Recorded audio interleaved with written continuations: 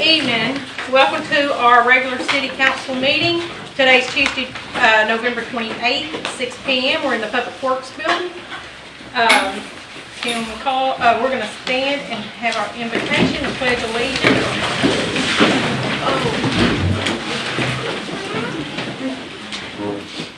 Father, we thank you for being so good to us, and we come to you in the name of your Son Jesus and just ask you to be with us.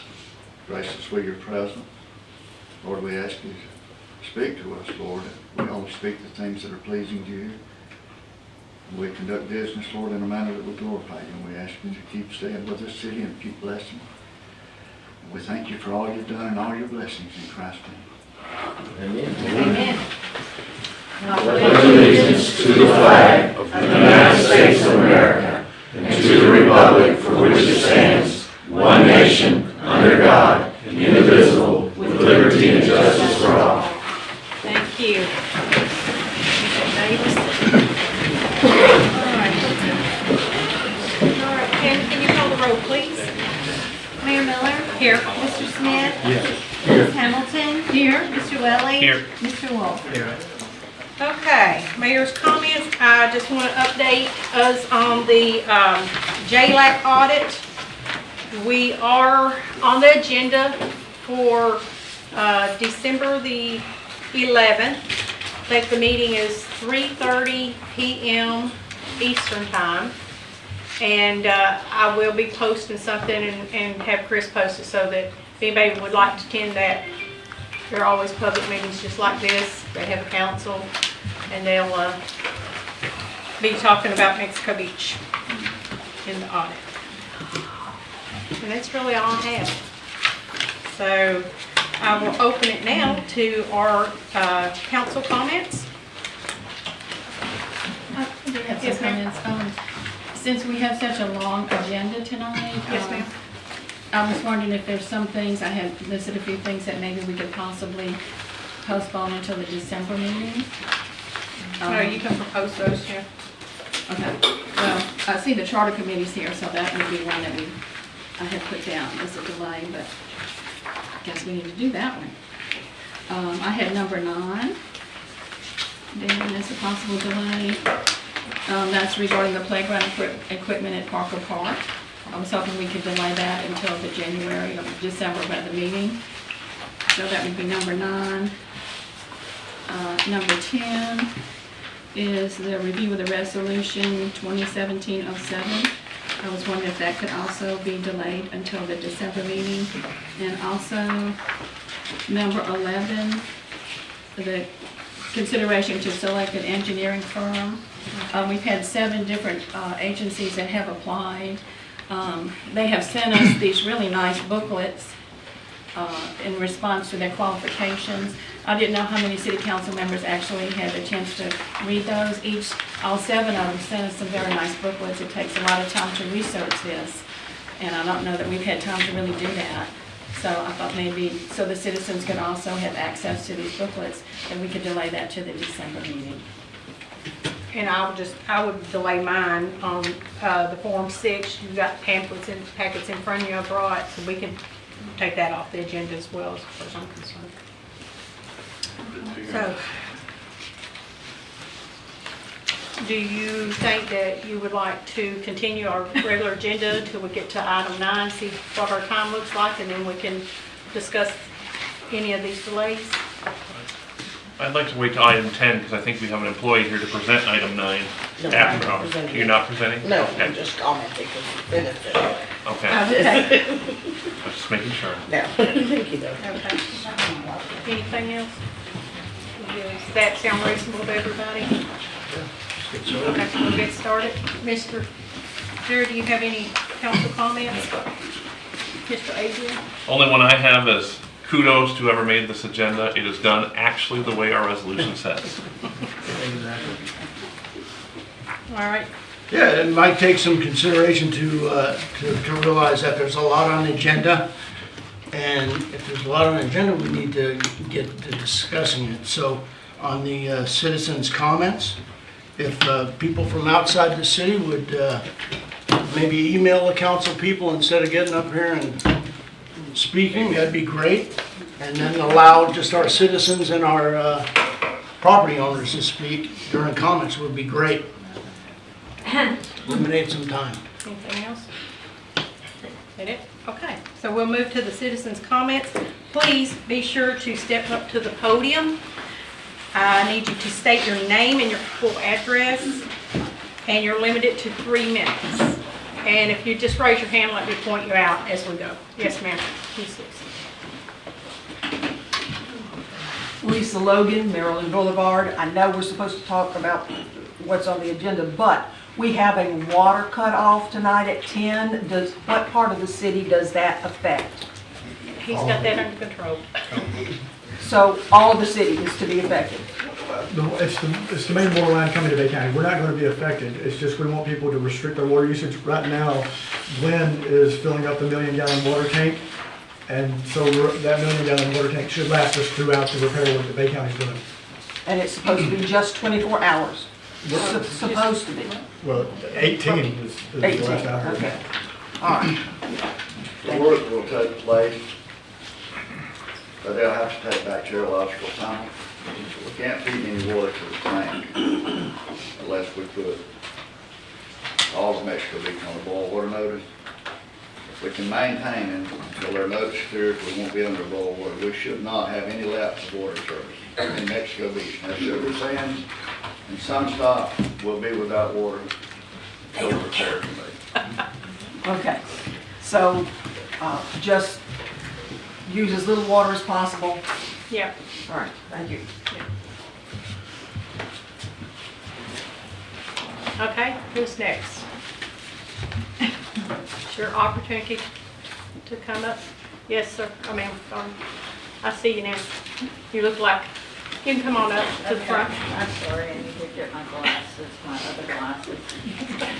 Actually, these shouldn't work. Okay. Okay, couldn't see you, I'm sorry. That's all right. Kim, her, doesn't matter. I do live in Port St. Joe, and Your name, regardless, please. Full address. Christy McElroy, Port Your St. Joe. address. Full address. I don't like giving my full address, and according to Florida Sunshine, you don't have to give your full address. So, at the last meeting, there was discussion about FEMA and the funds, and it not being appropriate to talk about possible fraud, etc. Due to the fact FEMA money belongs to all of us, I think it's very important to always talk about what the problems could be in order for those problems not to take place. I have before me COVID state and local recovery funds, and this is for Port St. Joe. And I'm going to give you an example of why it's important for citizens to understand. The project name was Sports Complex Field of Dreams. It was for $1 million, and it said construction of a sports complex. During Hurricane Michael, our current facility was damaged, and we need to move the facility to a new location. We have 60 acres dedicated for the use, but lack funding. So that was approved. That was one of the projects. However, on 9/26, our board, county city commissioners came back and said they made a vote to, instead of putting those funds towards that 60 acres for a sports complex, they said they wanted to allocate it, the COVID funds, to the 10th Street ball fields. That's misappropriation of funds. And so, again, had our citizens not followed up on that, and we're still following up on it. I guess that would be fine if a sports complex belonged in a residential neighborhood that is a drainage basin. And I have the maps for that. I guess it would be fine if you didn't have the 60 acres. I guess it would be fine if that residential neighborhood also didn't have a wetland and about 60 bald cypress trees, as well as palms and longleaf pines, and a tidally driven canal system that they will need to pipe in order to pick up real estate. So I'm going to leave all this information with your, but again, you have the same attorney we have. Isn't that interesting?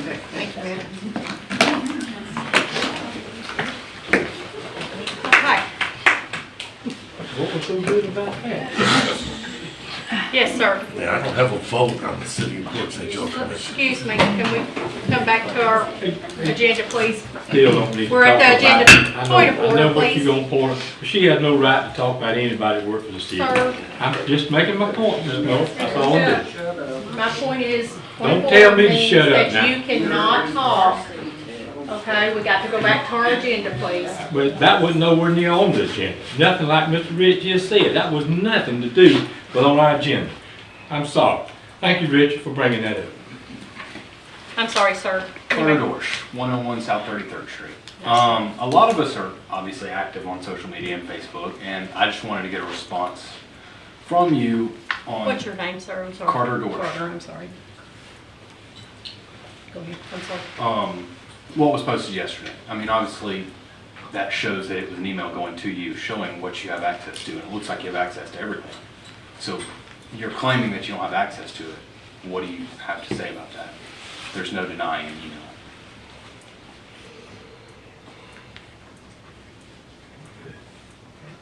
Is that what you have to say? That's what I have to say, sir. All right.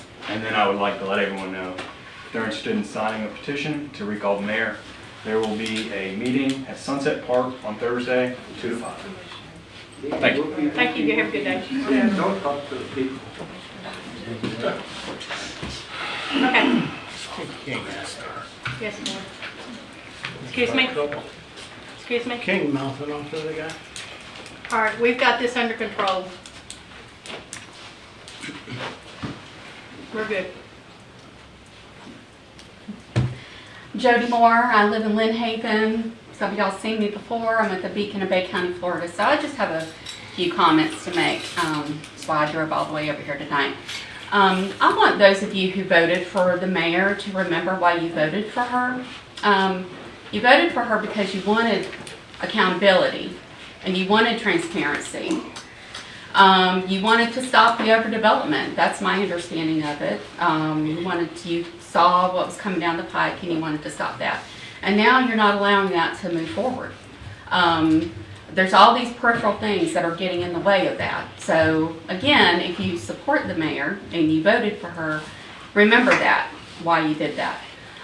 Second up, I have regarding the recall effort. I don't know if many of you ever looked this up, but there are reasons why you can recall someone, okay? There's malfeasance, and this is Florida statute from what I understand. Maybe the lawyer can correct me if I'm wrong about this.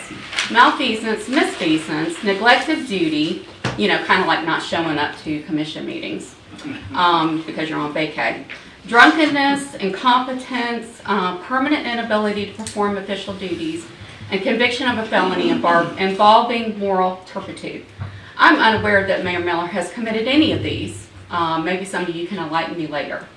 Again, the recall effort has happened. They're moving forward. It's my understanding that that will go before a judge, just like the lawsuit for the writ of mandamus is moving forward. So all these things are going to be in the legal, court at this point. Regarding the access, and I'm glad that I can contact the city administrator, even though his contract has not been signed, but he's acting as that, and I'll be happy to contact him and on the record talk about some of these things. When you're talking about full access, that is not read-only access, okay? Read-only access is not full access. If you were the chief financial officer of a company, would you be satisfied with read-only, or would you want the key that you're supposed to have? It should be the administrator and it should be the chief financial officer working in concert for the finances of the city. And there's someone here who's not allowing that to take place. So those are just a few comments. I'm glad to see that there's no turmoil tonight, at least not before I got here, not as long when I got here. I think that this will all be handled in the courts at this point. So, thank you for your time. Excuse me, Thank you. I have a question for you. Not a question, but. Yes, sir. If you were gonna, somebody was suing you and they asked for your bank account, numbers, everything else, would you give The it only, to them? well, if you want me to respond to that, No, she's, would you Well, give we it to just them? have That's to- all I'm asking. she's suing because she, according to your charter of your city, she is Correct. the Would you chief give that financial person officer. May I access to call your bank back to account? the citizens' comments, back Would to you- the agenda, would- please? Can I respond to that? That's up The- to the vote of the council. Do y'all want to extend her time? Okay, like I said, I'll be happy to Extend your respond time? to that. Okay. The lawsuit wouldn't be happening if you were following the law and following the charter in the first I'm not place. talking about those. So I'm talking about what happened before. Maybe now you're saying you're not gonna give that to her. That seems like that's a pretty convenient thing She to has the happen. same access that was asked and voted for. Is it full, is it full access? For one vote. Is it full It's access? full access is. It's read-only according to Yes. your Yes. accountant. She's not allowed to edit, correct. Okay, so you're saying she could look at any record? She has. Sure She has. can There's look at documentation that she has. The point is, looking at something that she's allowed to have by the city administrator whose contract has not even been signed. She But he was is, voted in 3-1. Excuse me. her contract, his contract has not been signed, and that's another question as to how it all happened. I'm sorry, you're going to have to Okay. leave the podium. Thank you, Mayor. Thank you. Yes, sir.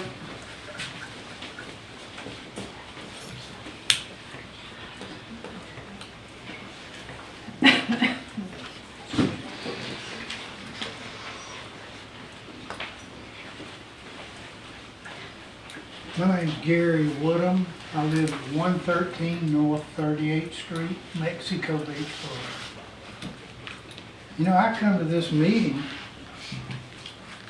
to discuss the problems the city's got, and it sounds like it's just a war going on here. I've never seen people that y'all allow that aren't even citizens to get up here and discuss things. This is the city's agenda right here that y'all are dealing with, the problems. And it seems like people that aren't even in the city are sitting here creating problems for the rest of us that live here. I've lived here 25 years. I sat there 6.5 years, and all this time, all this time, I've never seen anything occur like this tonight. I came here to discuss Parker Park, and all I've heard is controversy about the mayor. We'll get to the Parker Park on the agenda, sir. All right, well, can I get back up and discuss that? It just infuriates me that people are coming in here, and y'all supposed to be conducting a meeting for the public that lives here in this city, not for the rest of the community.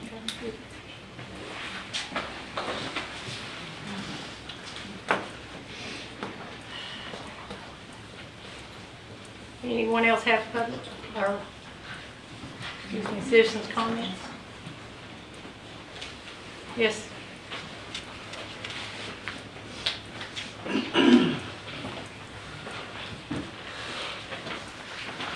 Good evening. My name is Lisa Harper. I am a resident and owner of 106 North 27th Street, which of course is impacted by some of the decisions being made here today moving forward. I provided my comments to each of you already last Friday by email about the proposed entrance change to North 27th for the Sweetwater project. Can I stop you there? I'm sorry. That is actually on our agenda for public comment. Do you have anything other than what's on? I can hold it. Okay, I appreciate Thank you. that. Thank you so much.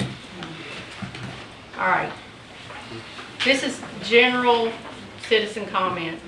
So anyone else have anything general they want to come up to the podium? Yes, ma'am.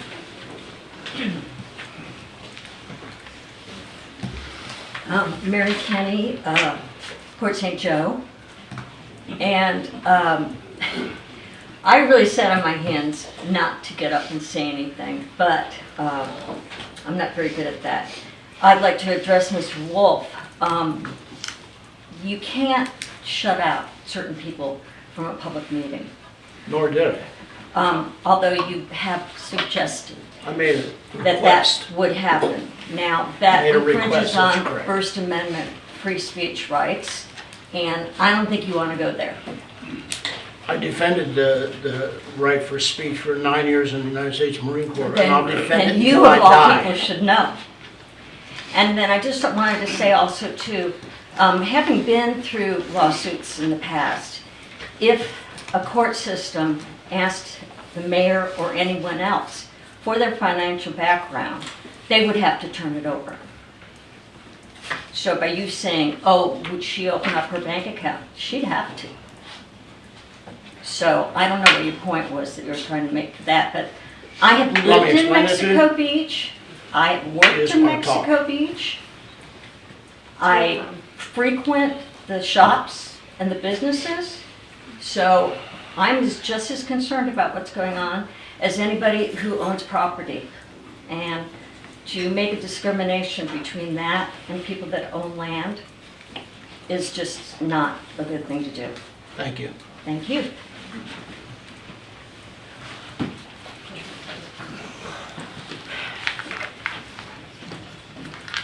All right, anyone else for? Any citizens' comments? Oh, yes, ma'am, I'm sorry. It's okay, I was over on the side. I'm Cindy Jolly, 2703, US Highway 98, corner of 28th and 98th. My past experience has been I was director over Sonotus Financial Corp. in Columbus, Georgia, and I was responsible for $15 million every 2 weeks. And we, at the time, we were a financial services company with about 27 different banks. They had their own boards and CEOs and so forth. And when you're trying to protect information, if you have a reason, a need to have the information, you should have access to it. If you do something wrong with the information, then you're liable, okay? But as far as us controlling information around the table of elected people, that just doesn't seem sensible to me, because there's decisions that each of you may need to make, and you should be able to go and get that information because you've got the need to know it for business purposes. If you're using it for personal reasons, then there's violations for that. But as far as really targeting or saying, you know, you just have to justify why you need access. I was responsible for security access for our HR database systems, payroll, deposit systems, and things like that. So it's a very sensitive subject to me. But at the same time, you just have to control who has access to it. And in your audit control documents, explain why each person has the access that they have. This is called a control system. So I just think this has really just been blown out of proportion, or a miscommunication, or whatever. But it's just not being handled very well. We shouldn't have to end up in court over matters like this. We need to sit down, look at our responsibilities, what do we need, what access do we need to be effective and do our jobs. And then somebody signs off authorizing that information. If somebody violates it, then you take appropriate steps. Make everybody accountable. All right, any other citizens' comments?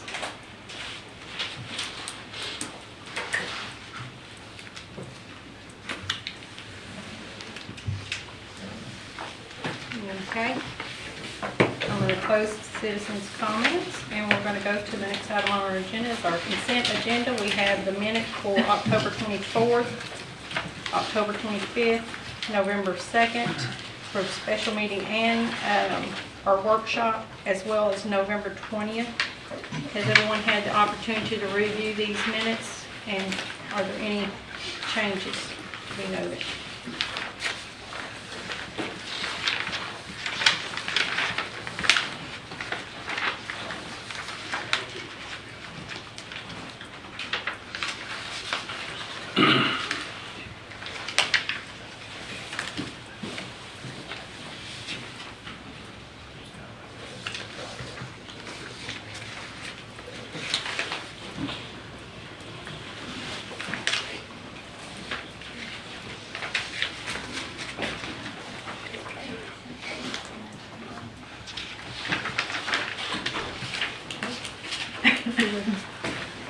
have anybody who, all in favor of accepting the 24th, 25th of October, November 2nd, two meeting agendas, or meeting minutes as well as November 20th meeting minutes? Do we have- Make a motion to approve the consent agenda.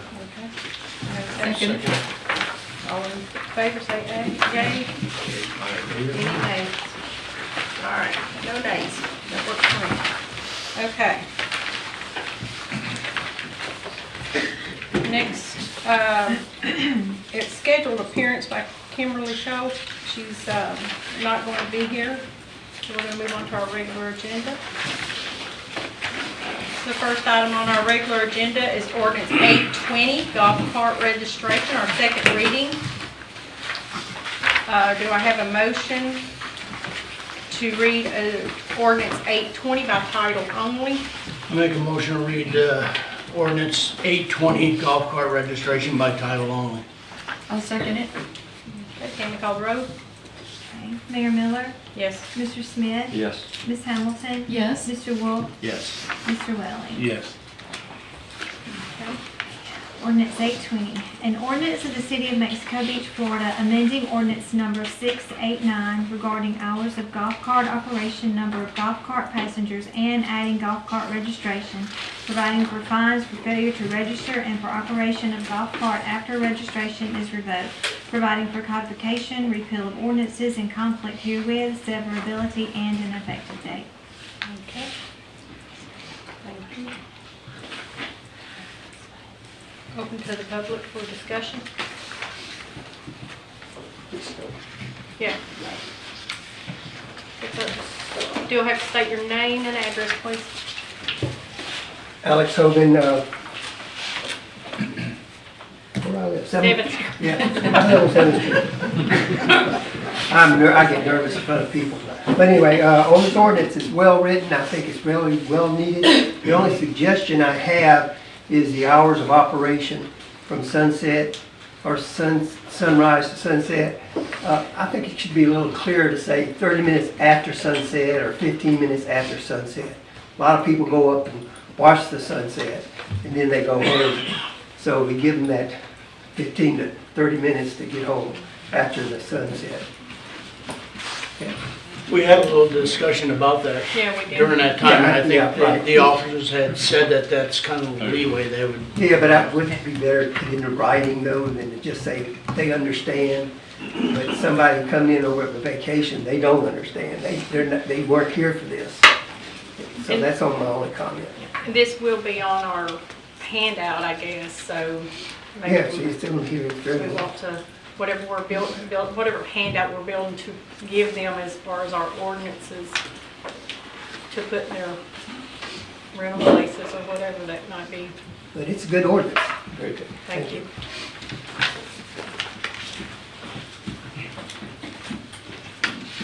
Any other public discussion on the golf cart? Okay. I'll close it then. Discussion at the table. We passed her over. We hashed her over. Did y'all want to add the 30-minute? Or just you think we're good? I know the sheriff's department got that underhand, or in hand for them to give everybody a little lead time there. So, okay. I will entertain a motion for approval or denial of the ordinance 820, golf cart registration.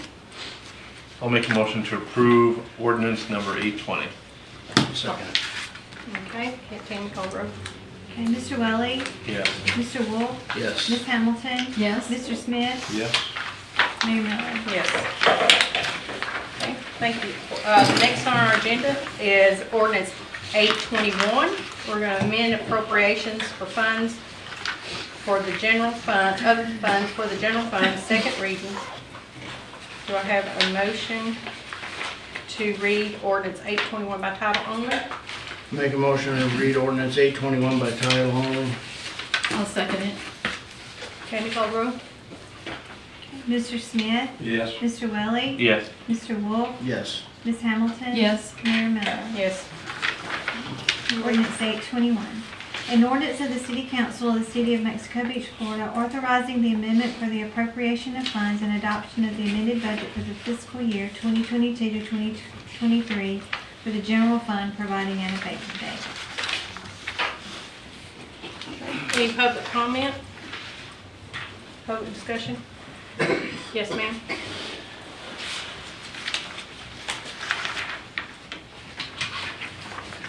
Lisa Logan, Maryland Boulevard.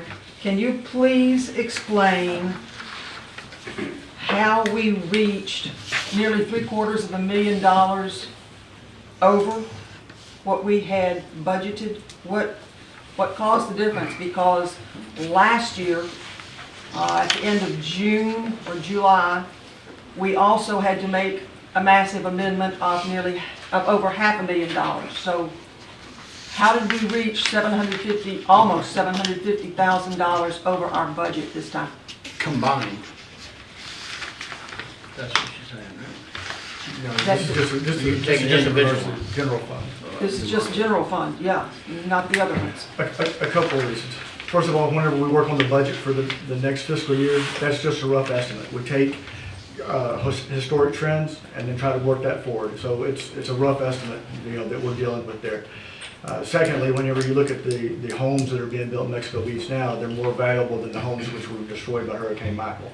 And so our property values overall are going up a lot higher than what we know how to budget for historically. And that's the two main reasons why we receive more revenue. I'm assuming building permits as well was one of the big ones in this. Yeah.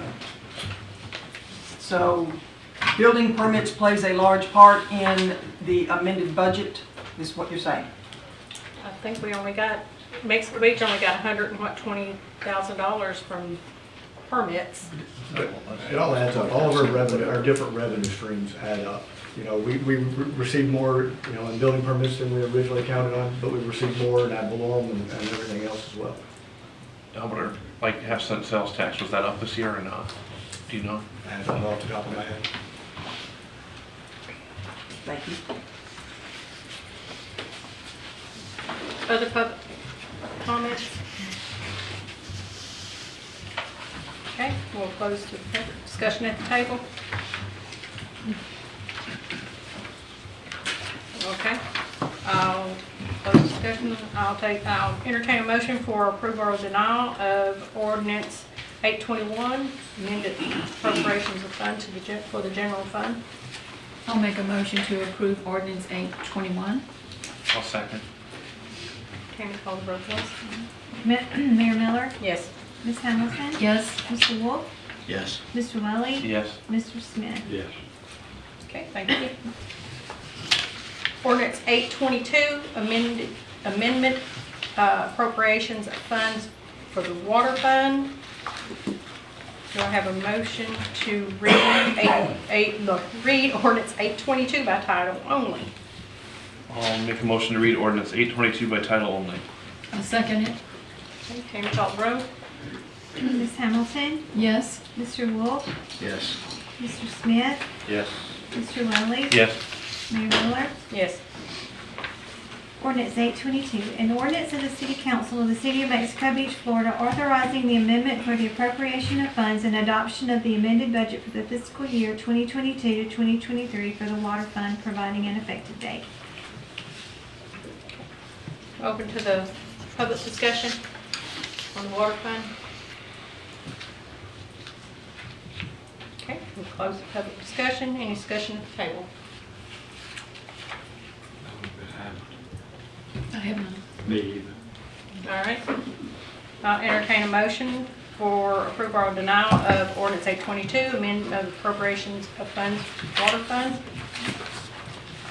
I'll make a motion that we approve ordinance 822. Do I have a second? Second. Call the roll, please. Mayor Miller, Yes. Mr. Welly, Yes. Mr. Smith, Yes. Mr. Wolf, Yes. Ms. Hamilton. Yes.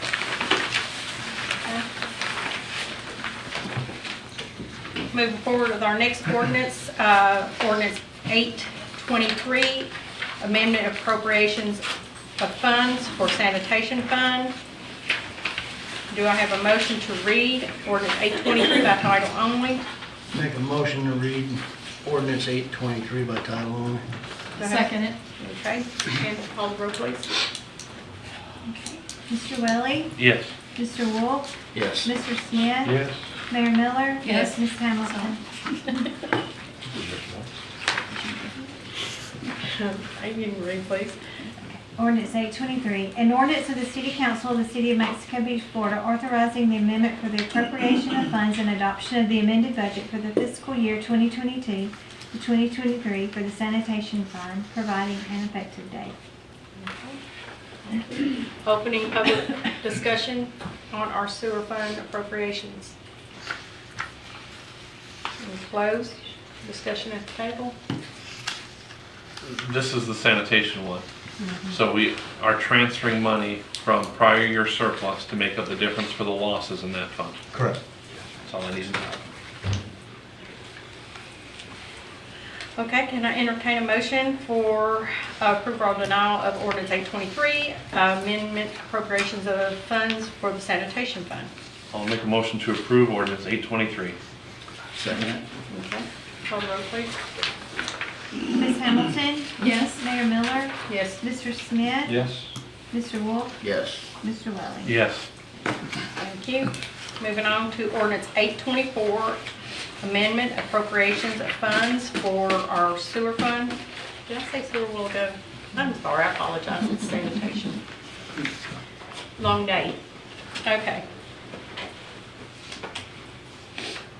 Do I have a motion to read ordinance 824 by title only?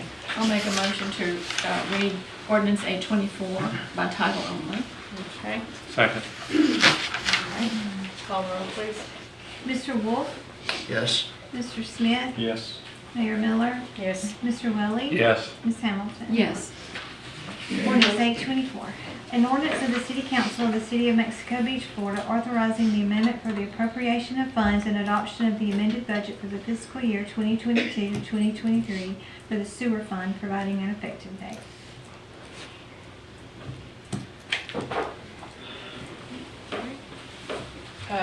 Open public discussion.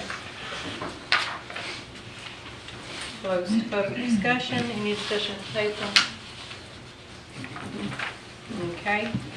I'll entertain a motion for approval or denial of ordinance 824, amending the appropriations of fund for the sewer fund. I'll make a motion to approve ordinance 824, the sewer fund. I'll second it. Can I call the roll, please? Ms. Hamilton? Yes. Mr. Welly? Yes. Mayor Miller? Yes. Mr. Smith? Yes. Mr. Wolf? Yes.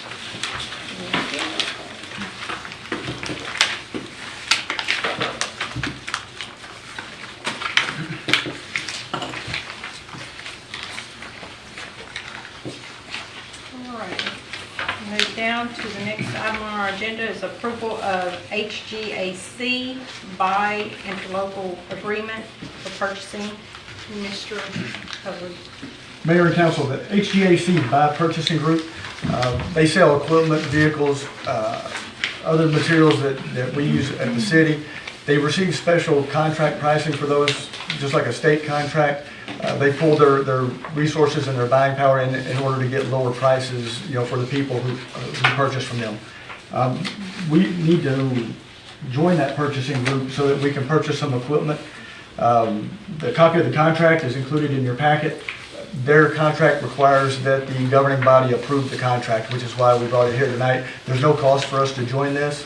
Only the vendors who sell pay the cost to advertise their items on there for others to purchase. This was part of what Ms. Schoaf was going to be here for tonight, and Mr. Willie is going to speak on behalf of her and the CDC for that. You want to wait till public, I'll do it first? Want me to talk first? Yeah, talk first, Okay. that way you'll have a little idea of what's going on. So the HGAC by interlocal contract has actually been requested by the Mexico Beach Community Development Council. I am the council representative on that board. The Mexico Beach CDC unanimously voted to purchase the city a new beach rake. So in order to do that in the amount we have budgeted and to keep ourselves within our budget, we need to order it through this contract. So that is why this is being presented, is so we can buy through the co-op to save the CDC some money, because we are right at a number that we don't want to exceed. So if we do this order through here, it'll be at no cost to the city, donated by the CDC to the city to rake our beaches. Very good.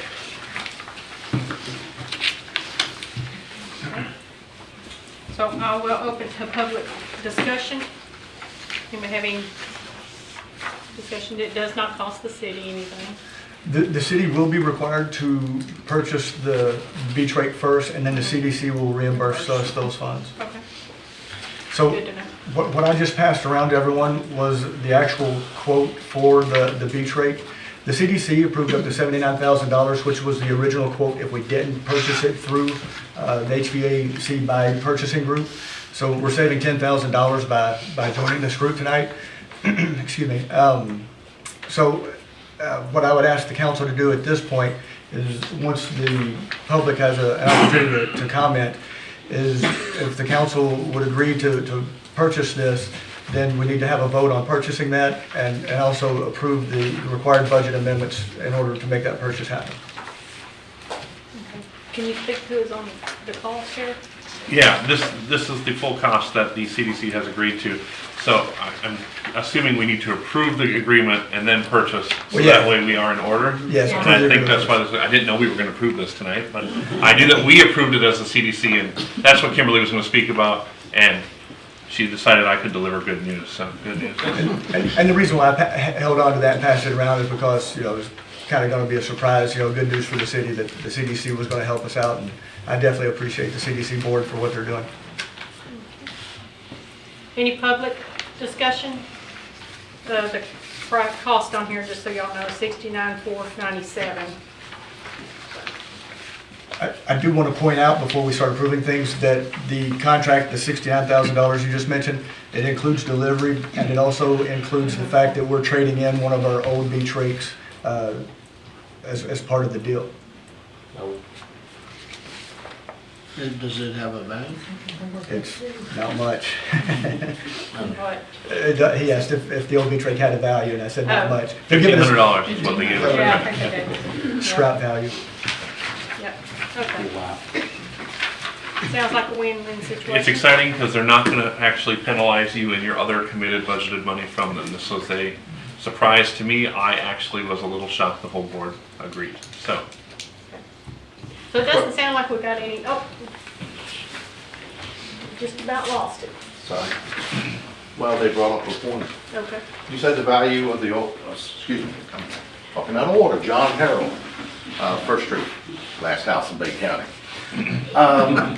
You said the value was only $300? No, 1,500. 1,500? 3,000. Shipping is $3,000. The trade-in value was $1,500. Yeah, but we're not talking about shipping because you said that was included, correct? Well, it's itemized. It's Yeah. itemized. Okay, I don't have a copy of that. Could we not keep the old one to have a spare? I mean, that little bit of money we're getting, We're keeping, we have two old beach rakes right now, a larger one and a smaller one. We're trading in the smaller one and Got keeping it. the larger one. That so we makes do more have a sense spare. then. I was thinking in case something happened, we'd have a backup just in case, or... We got you covered. Okay, thank you very much. Good point. Okay, so closing public discussion. Any more discussion at the table here? You good? You got anything else for us, Adrian? No. You're Yeah, okay? the only thing that I had, is I didn't read through this prior to knowing that we're getting a free rake. So I read through the whole contract, and I Googled who they are, how they make money, all that stuff like that. So, is there a value for us using them for other things that we should be looking into? Yes. Okay. Yes, they sell other equipment and vehicles. Well, I think based on what I've read and the people that are using it, there's a lot of cities using it. Yeah. So I think we ought to look into that hard. Oh, yeah. Yeah, I don't think this will only be the first purchase. This will be the first purchase, but probably won't be the last. Last, yeah. So I'm going to entertain a motion to approve the HGAC buying interlocal agreement for purchasing city. I would make a motion to approve the HGAC by interlocal agreement for purchasing. A second. Can we call the roll? Ms. Hamilton? Yes. Mr. Welly? Yes. Mayor Miller? Yes. Mr. Smith? Yes. Mr. Wolf? Yes. Okay. do we want to go on with this? A motion right A away. motion, let's go on motion to approve the 69, how do you want that It can be, stated? it can be one motion, but to approve the purchase of the Barber Beach rake and the required budget amendments to make that happen. All right, I will make a motion to approve the purchase of a new Barber 600 HD surf rake with funds as donated from the Mexico Beach CDC and authorize the amendment of the budget to include the increase in revenue for that purchase. I second that. Cam, call the roll, please. Okay.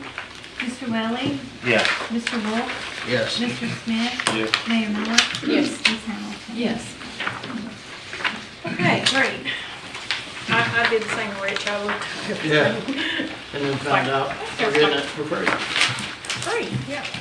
Okay, wonderful. All right, we're gonna move to something very positive here. Charter Review Committee presentation.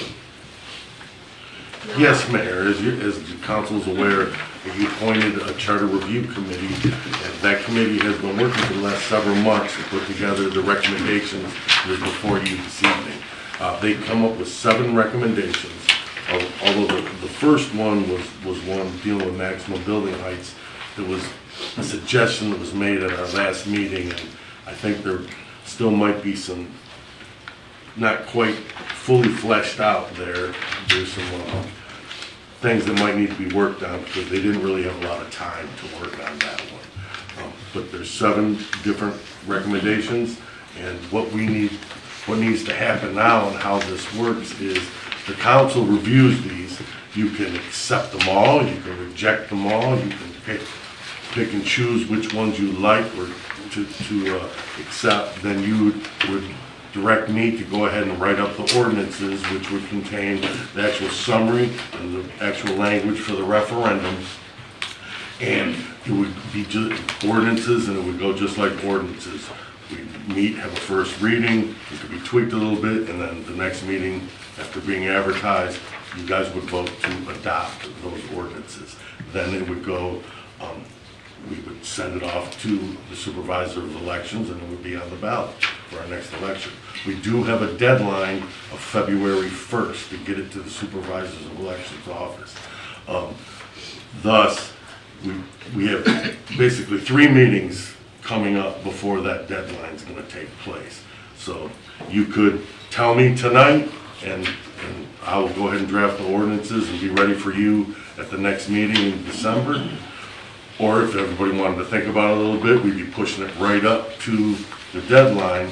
We could go ahead and do it, have our first reading on the first meeting in January, and the second reading and adoption on the second meeting of January, in time to get it to the supervisors of election. But where we're at right now is you guys deciding how we're gonna go forward with these recommendations.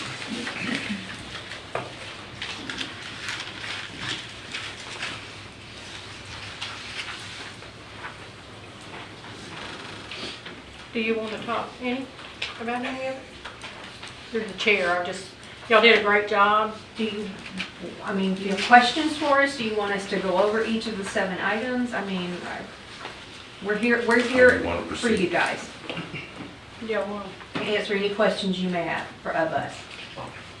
I'd love someone to briefly go over each one of them, but before we get there, I do want to say kudos to you guys when I campaigned on this and wanted it. I never imagined it was going to turn out like this. Your committee was awesome.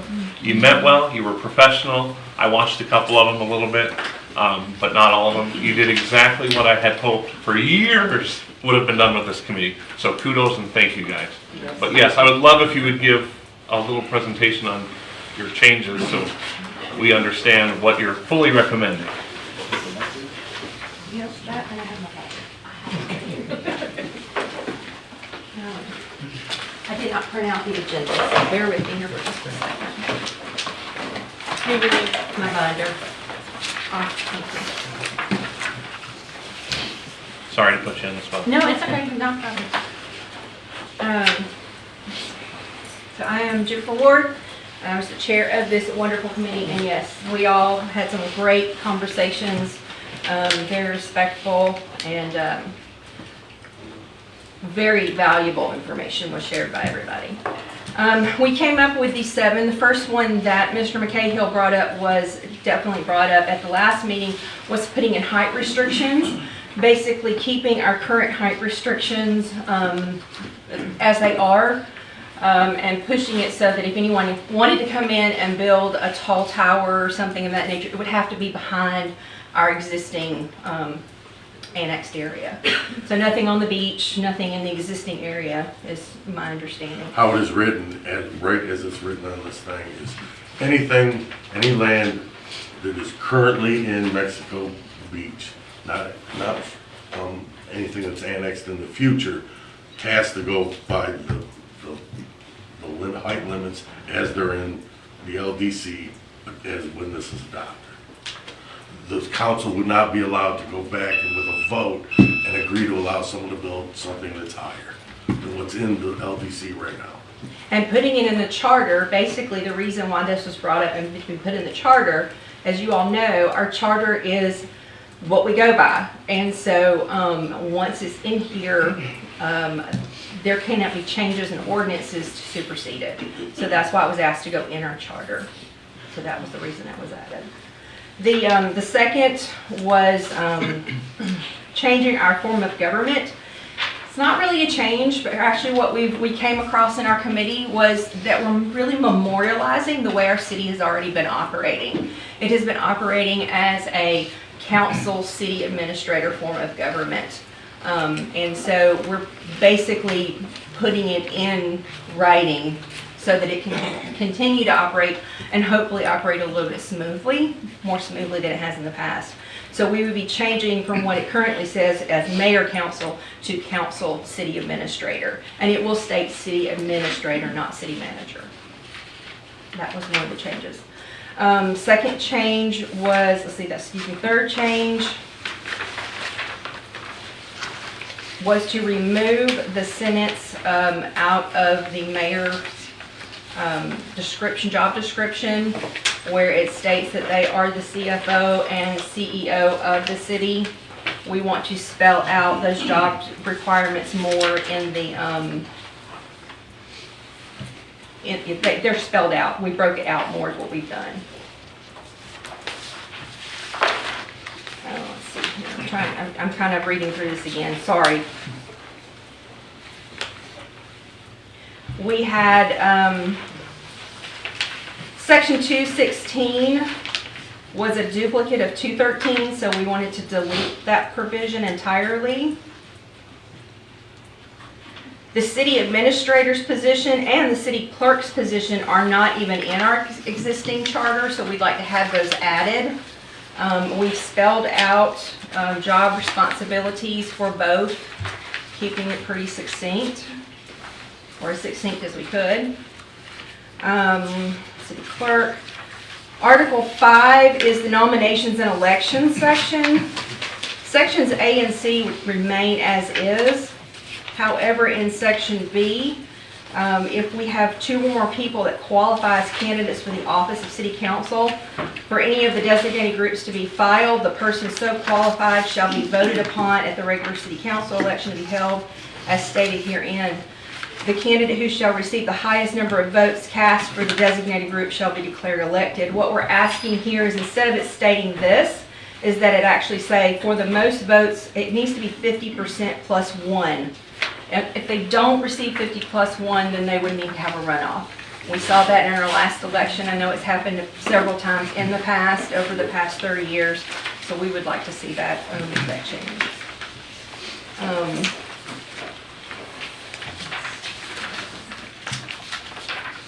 And then, I'm missing one. That's it. Is that all of them? Okay. So those were the 7 that we came up with as we approved the current charter. Do you have any questions for any of the committee members that are here? Yeah, under the qualifications for city administrator, there was no reference to addressing education. In our previous job description, we we're of course recognizing experience, but we were also requesting a 4-year college degree, possibly with business administration, public administration, or related fields.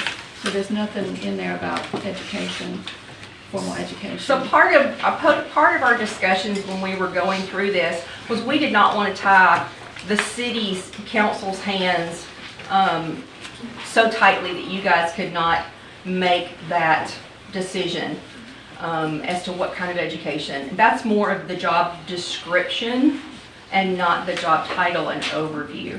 I think the first sentence, Clint, what didn't we put up? The first sentence had something to say about expertise. You've got yours in front of you. The city administrator shall be selected by the city council on the basis of experience, expertise, and management ability as it pertains to municipal government. We left it vague enough so that you guys could go in and put whatever requirements stricter from that you would like to see them hold, because we felt like, there's some things that we need to make sure that can be flexible if need be.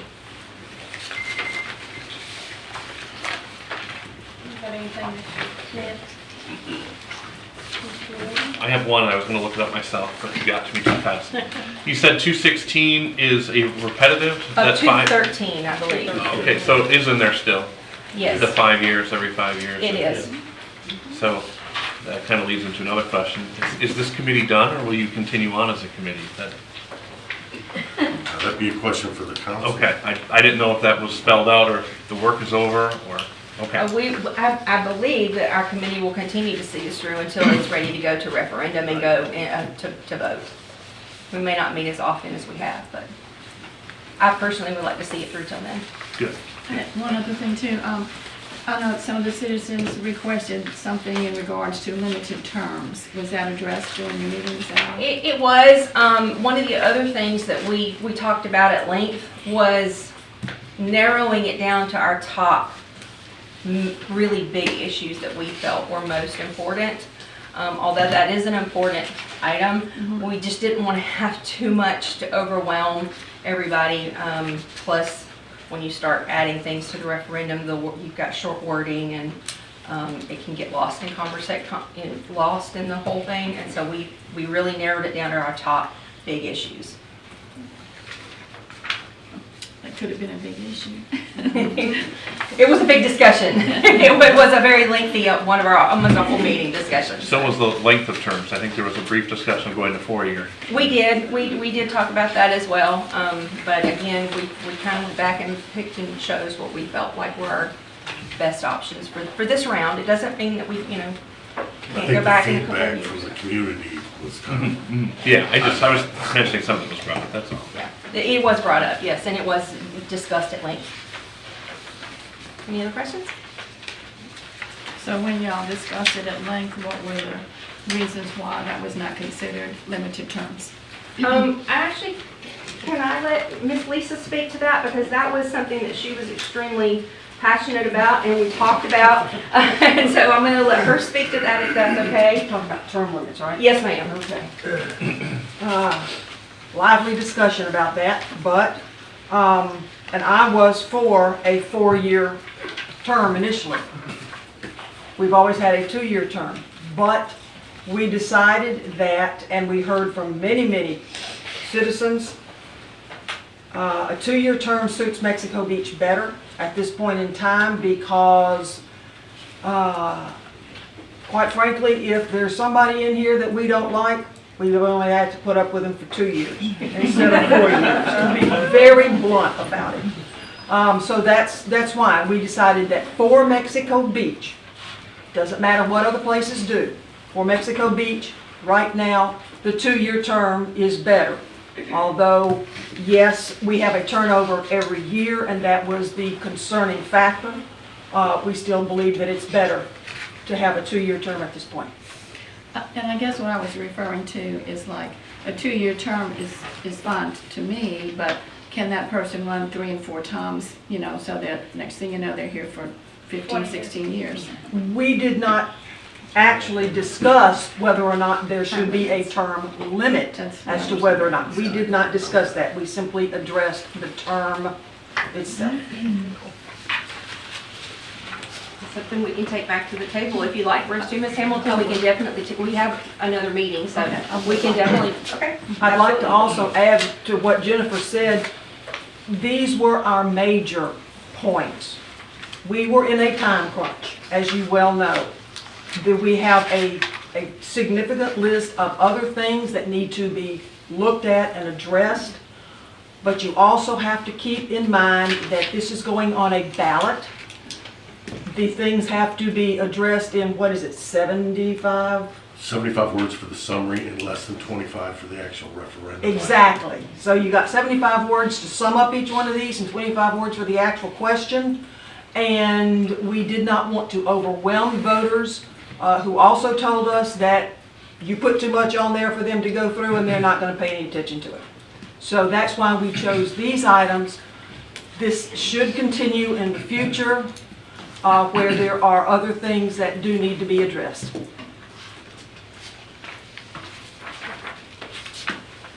Having something else? Well, the only thing I was gonna say about the 7, I'm glad you kept it 7, because I was concerned watching the one meeting that we were gonna have some ballot fatigue going on, where people were gonna check Yes. out and stop. And filling it out. that's, So- that's our purpose for narrowing Yes. it down to these 7. Yes.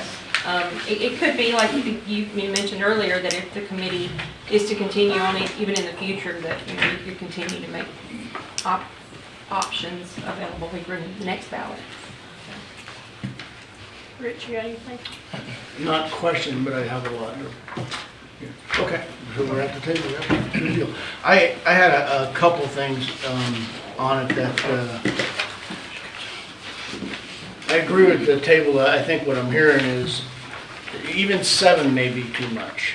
You know, maybe we pick 3 or 4 to start with, or something along that lines. The city administrator section, I'll go ahead and start at the top from my side, okay? The maximum building heights, I think that could be looked at. I think we could drop that. I don't think that's something we should have on the referendum of this time around. And we can do some work to that.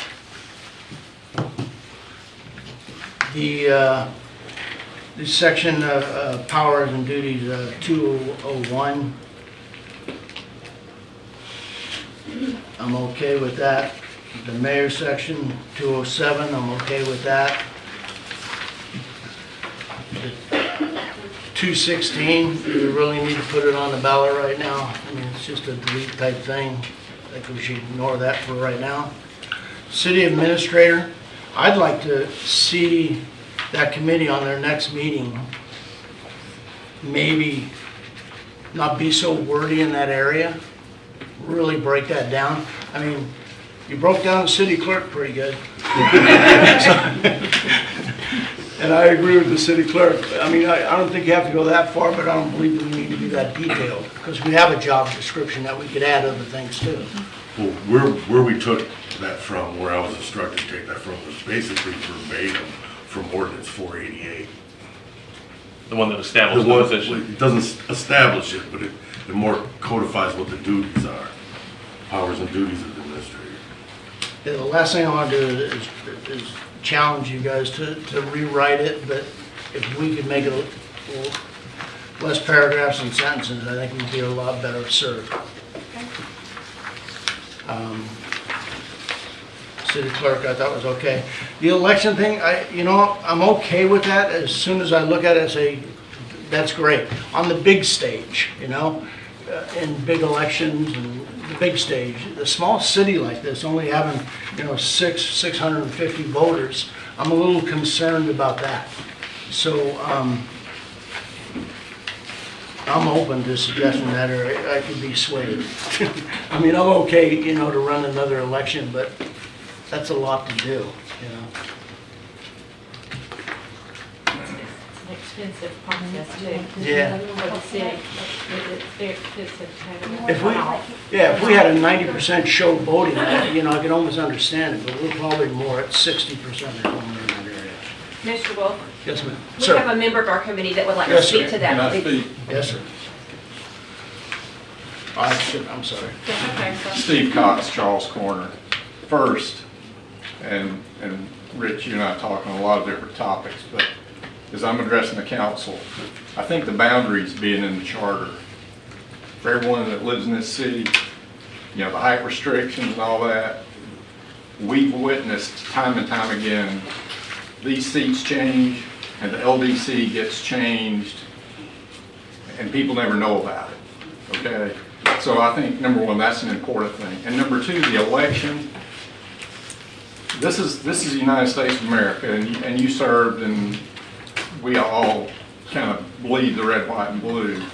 And I think we all felt strongly that if you're going to sit at one of these seats, you should have the support of at least half the voters. And if you don't, you ought to be in a runoff. So that's just 2 points I want to make. Okay.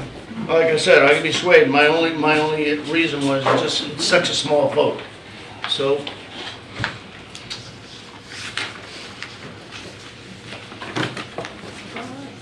Well, I want to put on record that Mark Ryan, who was recommended by the League of Cities, and Jennifer was contacted, he wrote a nice letter commending y'all on your work. Again, we really appreciate all your hard work. I think y'all did a great job. And so, what do y'all want to do as far as directing Mr. McCahill on the ordinances? I personally think that those people have spent so much time on this, had so many meetings, they had a public hearing, they've gone through this process where I don't want to change any of it. I think we should proceed and take the recommendation from this committee that we created to do this. That's just my opinion. Are you taking citizen comments for this? I think we will not, because I was told that we had the workshop and that there were 2 people there. No, there was no one there. There were 2 people at the workshop. So that was your opportunity to discuss this. But if it's okay with the council, and if they give me an opening, I will be glad to open this for some public comments. Everybody okay with it? Is there anybody that's, any nays? I'll open them and listen to the public comment. Okay? Public comments? Yes, sir. Come on up.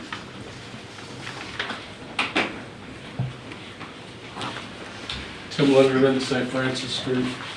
I know this may seem minor, but because we're talking about the charter, the term city administrator versus city manager. I know they talked about it in a lot of ways in different types of government. But the only point I want to make is, I think if you look at the definition of a manager versus administrator, you will see that we currently are following a manager system.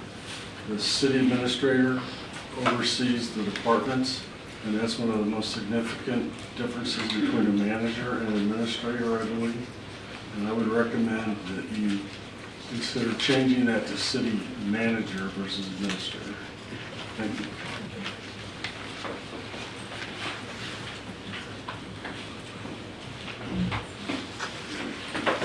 Jennifer, did you want to enlighten the people the difference in the manager and the administrator? I know you did a lot of research on that, and talked with your committee, so some people might not know the difference. I may actually have Mel come up and help me with this a little bit. We did have lots of conversations in regards to the wording of manager and administrator. Excuse me. I've been drinking, I promise. Coffee. But because of how we've had the city administrator position in that's what the way we have been operating, we felt like the first best step was to get it into the city administrator position into our charter first. And should in the future the manager or the responsibilities and duties that become what is required, then we could make that change.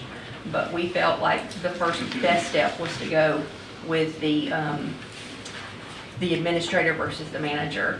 One of the things that came up repeatedly, not only in the meetings, but also we heard from citizens, was they did not want to feel like someone who was not elected had complete or felt as though they had complete say in how the city was being operated or run.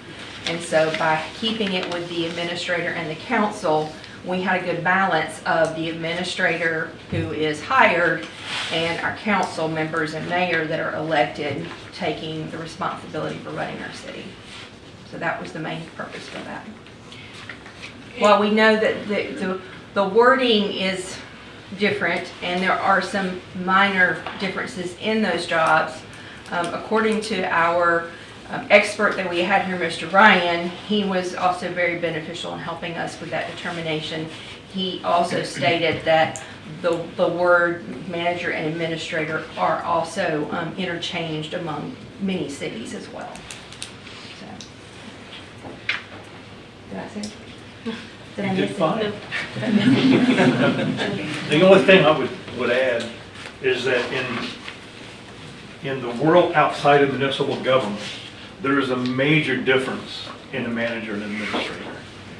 In the world of municipal government, there really is no differentiation. It's all pretty much the same thing, only different name. The world thinks differently than municipal government does. And it's all a matter of what authority you give that manager, administrator. And as long, you can call it either one, as long as you define what those duties are. And that's why that was a little bit long-winded on that definition of the city administrator's duties. We wanted to make sure that was in there. That's the long and short of it right there. If you have any other questions.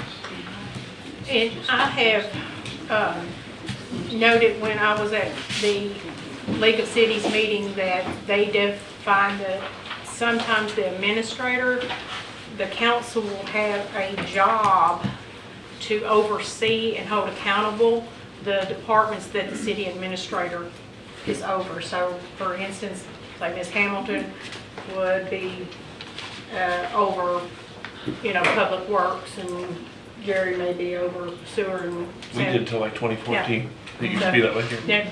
So, that's really the difference that they insinuated, was that you have accountability for the administrator, for the whole council, and they have a communication system.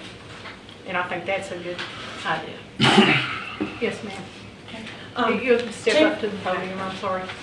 Typically, your managers are managing people, your administrators are managing processes. That's your distinct difference between administrators versus a department manager or a department head. That's the difference.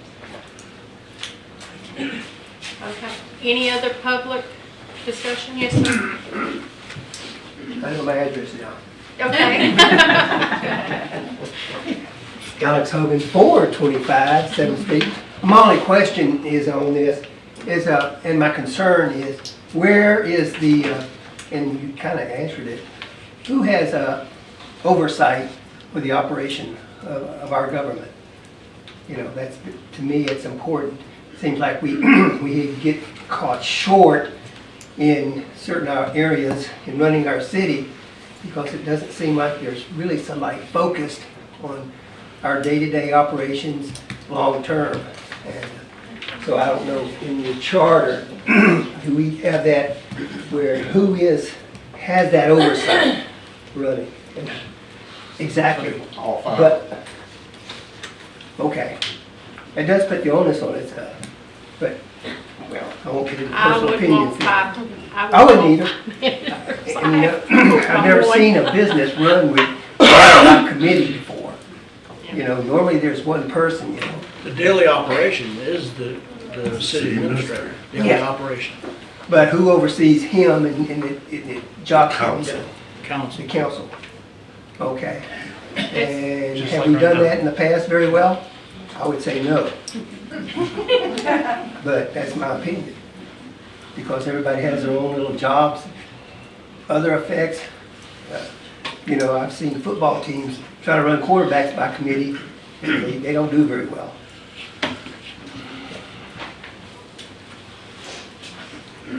Yes, Larry.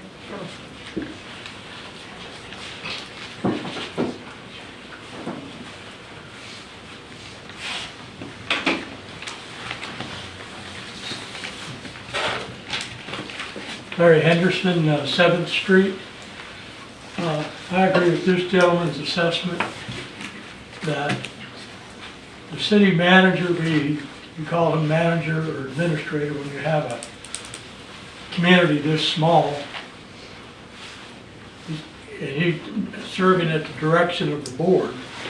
The board's function to set the vision. He's going to be wearing both hats because he's really going to be tasked with implementing the day-to-day operation of what you're trying to do. And that's, sometimes he's going to be administering, other times he's going to be managing, like talking to people in the different departments. How's this going? How's that going? You need more manpower? Yeah. It's just the day-to-day operation requires both. And in a community this small, we're not really big enough to justify two separate positions of that. So the board sets the overall vision and gives a direction to the city manager or administrator, then it's up to him to do it to their satisfaction. Because under this arrangement, y'all are his boss. So if he doesn't please the boss, then there's an accountability. And if y'all don't give him clear direction, then that's your fault. And that's your accountability. So anyhow, so in a way we're kind of talking how many angels can dance on the head of a pin with this manager, just call him chief executive officer. Yes, thank you. Any further public? Yes, ma'am.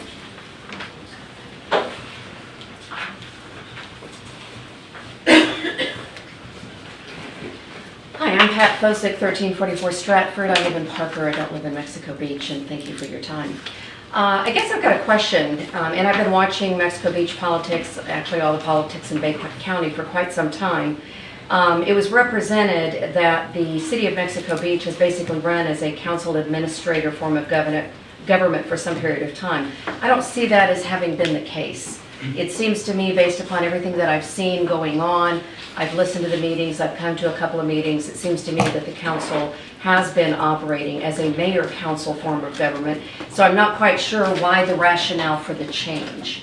And I know I'm not going to get an answer, but I may be asking for the rest of you who live here to consider that what is the rationale for the change here? It seems like you're putting a tremendous amount of responsibility on one individual who currently does not even have a signed contract addressing the council. In addition, something that Mayor Miller said, and it's something that we see in the city of Parker, is we don't have a city administrator, we don't have a city manager. Our city council answers to the people that voted them in. And we change that vote every couple of years. We have that right. You're not going to have that success with the city administrator, no disrespect.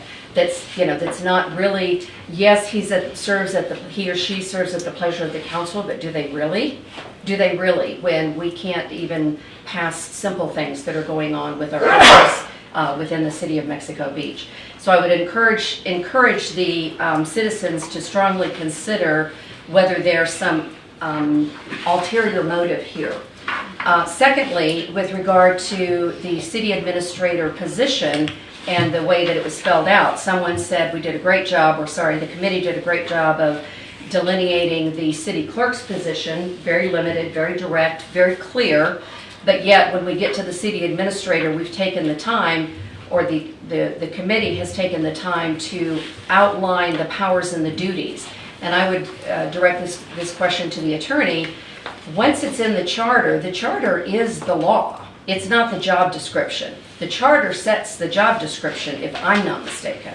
So when this says that some of the duties listed below are subject to change at the discretion of the city council when deemed necessary, I'm not sure that that's going to be true downstream. That may sound good now, but look how hard it is to change your city charter now. the committee's put in a tremendous amount of work. You've talked about what you've done.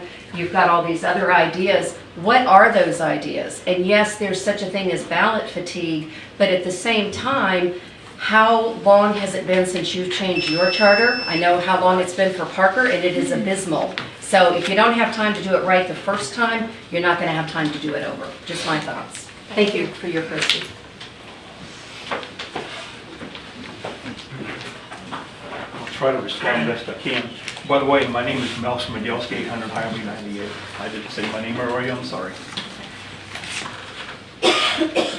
We had a long discussion about having 5 bosses and not 1.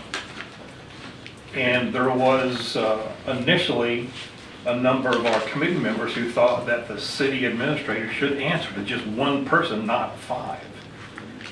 And Mr. Ryan and I argued that we would rather have 5 bosses any day than 1.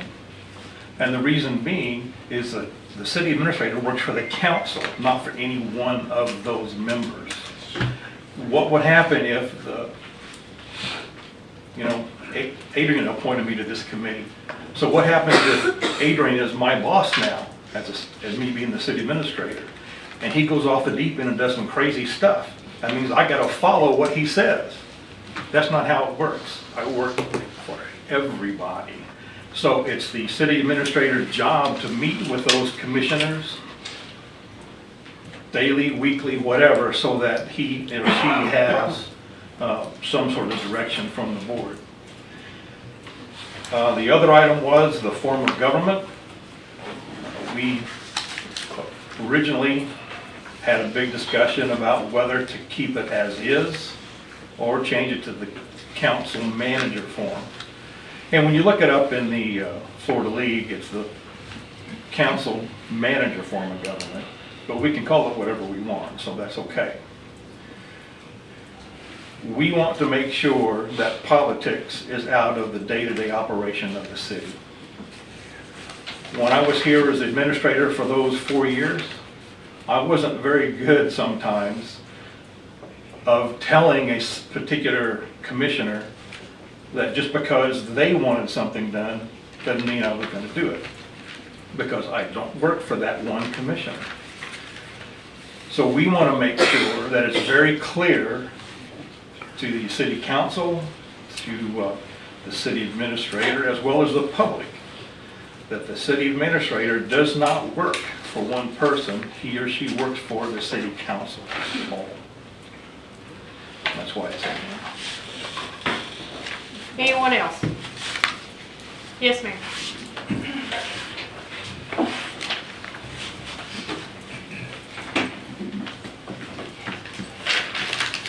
Jerry Parker. I live in Lynn Haven, but I was also a co-chair of a charter committee. I think 7 is too many for a referendum. People are not going to look at it. I'm telling you, we had 8 on our agenda. We narrowed it down to 4. Now, in reference to accountability, there has to be accountability in the city. You guys have to choose who that person is going to be. Who's going to be accountable to make sure. Is there anyone in this room that did not see massive fraud after Hurricane Michael? Is there anyone in here? Did you see the LLCs that were formed? I mean, it was massive. People came in droves and committed fraud in this county. There's got to be accountability. And when you give the appearance of hiding stuff, I don't care if it's hid or not, when you give that appearance, it's wrong. And it puts doubt in people's minds.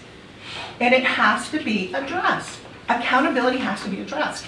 I don't care who you designate to do that, but it has to be addressed. Accountability for a city is very important.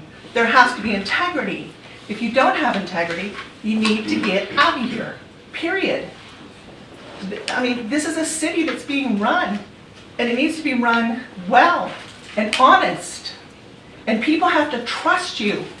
There's no trust on this committee right now. Trust me, I've seen it. I've seen it in Lynn Haven. I mean, it's ridiculous. So y'all got to figure out who you're going to make to be accountable. Who's going to be accountable to overseeing your city? Because there has to be that accountability. Thank you. Well, our current charter does spell out the accountability process. That's where we are today. Okay, any other public comment? Yes, sir. I seen you wave over there a little bit, I'm sorry. I just thought you wanted to say hi to me. Hi. John Alba from Virginia Drive. Hello, everybody. I think this is a fantastic idea, and I'd put all 7 of them on there. You know, let me decide if I'm going to be fatigued or not. Don't take that choice away from me. Put these on the referendum. Let us finally, the citizens, instead of just coming up here and chirping back there and yelling, put it on the ballot, and we're done. All this last 9 months of all this craziness, we're done. Put it on the ballot. Give us the chance to decide. I look forward to voting on this stuff. Thank you. Thank you. Okay, any other public comment before I close the public comments? I appreciate all the feedback. I appreciate the council. I do appreciate the council. I appreciate the charter committee, and y'all did a great, wonderful job. And again, we'll come back to the table if you guys want to give direction. I'd make a motion to proceed with all 7 changes as Don't have to presented. have a motion, we just have to Okay. give direction to the plan on what we want to do. We'll Okay. make that determination. Yeah, the only thing is that I think that first one, the maximum building heights, there's definitely some other stuff that needs to be discussed. When is the I also next? made notation to Clint, Mr. Wolf's response for condensing the city administrator into something that's more concise, similar to the city clerk. A little longer probably than the city clerk's description in the charter, but to take all that we have now and make it a little more concise. Remind me when our next charter review committee meeting is? Next week? A week from Thursday? Or this week? A week from Thursday? I don't believe we had said You anything. didn't say. We didn't. No, we did not have a set time. We were gonna set it after this meeting. So a Okay. week from Thursday seems to work. So we can wait for that draft to the next meeting. I can go ahead and start putting the ones together that The 7th of December. there's really no question about.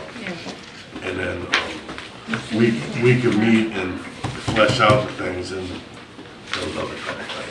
The wording of the city administrator, hours and duties, and the other stuff that might need to be addressed with regards to maximum building heights. And then bring that back. Excuse me. But if you meet on the 7th, that only gives him till the 12th for the next council meeting? Is that gonna put him in time crunch? Yeah, but, like I said, I can start working on the other ones in the meantime. So basically, right now, we're going to work on the section 2.01. Do y'all think we need the 216 to go a referendum if it's just a repetitive? I think we could leave that off. I think that'll save us time and money. Yeah, I agree with that. Okay, You guys tell section me. 216, ooh, hang on. You're reusing that number, so that would become 217? Yeah. If we get rid of the 216 change. Now, Yeah, that would be 217. well, actually, we get rid of that one and just make that 216, so it just flows. Okay, well, the city administrator, I think we'll need to continue Well, that, yes. city clerk, and then section 5.5 for the elections. Basically, 2 of them are 50, maybe? Do we want to put in the height, or no? You want us to tweak that Can and you get it come back? rewritten?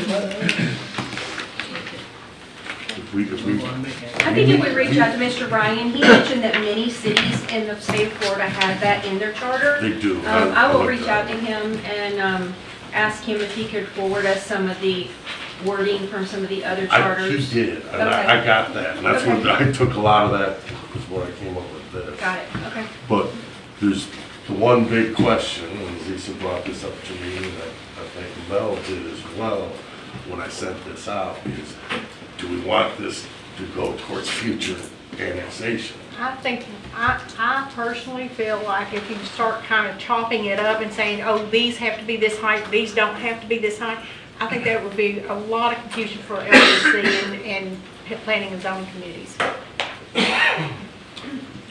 Definitely a discussion we need to have. I think we need to have that discussion. Because we really did not have a full discussion about that item, quite honestly. We did, So- it got brought up at the last meeting. It was a very quick review, so that's something we need to discuss. So we'll work on the major ones we talked about. Those two, 16 may go up to 16 may, just not worry with that one. Yeah, It's just a repetitive thing. And then y'all will work out the height. Okay. Just for the record, for me, I'm against taking any one of the 7 off the list. Say yay or nay. You put in a lot of hard work. But you talk to a lot of people when you read them referendums. I mean, after a while, you just, I've done it. But y'all did a lot of hard work, so I'm for leaving them on there. You want them to work? I mean, besides the ones Well, we. one of them's just a repetitive thing. Yeah. And that's, I think you take that to the thing, And nobody's then gonna really understand it. It's Height something thing repetitive. involved, yeah. But, so everybody good with letting them do that? Continue talking about the height, and they can discuss whether y'all want to take the 16 off. And Ms. Hamilton also mentioned the term limits. I made a notation of that. We'll discuss that as well. Okay. You got it, Clint? I think I got it. Good deal. All right, let's move on.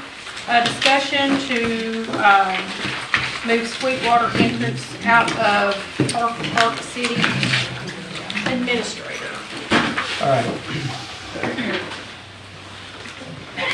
Go ahead. Just a point of levity here before I get started. I never thought I'd be so happy to see a room full of mad citizens at me until I heard a bunch of people who live out of town mad at things that don't pertain to them. So I welcome everybody here tonight to talk about this subject. I put this on the agenda because, due to the Sunshine Law, we can't talk at the city as a group to try to figure out what to put on the agenda or not put on the agenda. Whenever I came here a little less than 3 months ago, a lot of the decisions regarding Sweetwater and Parker Park had already been made. I felt like I was a fresh set of eyes. I looked at things from a different point of view, a different angle than maybe what was looked at in the past. As I put in the backup documentation, I met with the engineers for the Sweetwater project, and we talked about 5 different items. This was just one of those items. I had concerns about the roadway going through the park. If you were on Facebook last night, you might have seen some of my comments and what my concerns were. It was never my intent to get people upset, to this level. It was also not my intent to get people to think that we were going to make a decision tonight. I was looking for guidance moving forward, and I was looking for council direction on whether or not there is even any interest in discussing this.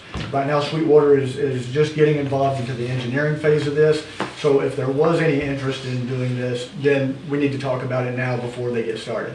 Otherwise, it's going to be too late, and the roadway will remain in the park. So that's the whole intent of me putting this on the agenda tonight, was just judge the temperature of the council on the subject, see if there was any interest in moving it, and if not, then no harm done. Okay, So. thank you. All right, open I knew it was coming. I did too. All right, I'm going to start with Mr. Gary. You, the first one I seen, had your hand up, sir. Ask my kid Gary Woodham, 113 North 38th Street. When we purchased the Parker family, and Chris knows a lot of this, when we the building, the reason it was purchased was so we could make it into our city hall here in the city. And about 5 or 6 days later, it burned down. And nothing happened with that piece of property. But Mr. Parker had already, because my father and I talked to him, he'd already said that he'd gotten permission to fill in that dog leg going parallel to the road right there, and it would give a lot more land mass to that piece of property right there. Well, that didn't happen. Mr. Parker passed away. When the people came in and said that they were going to develop the Old Corey property, which has been sold to some people in Atlanta. I don't even know the name of the people. I was at the meetings and they said that what they would do when they went through there, they would make 2 lanes and fill in over here, and this would all be done at their expense.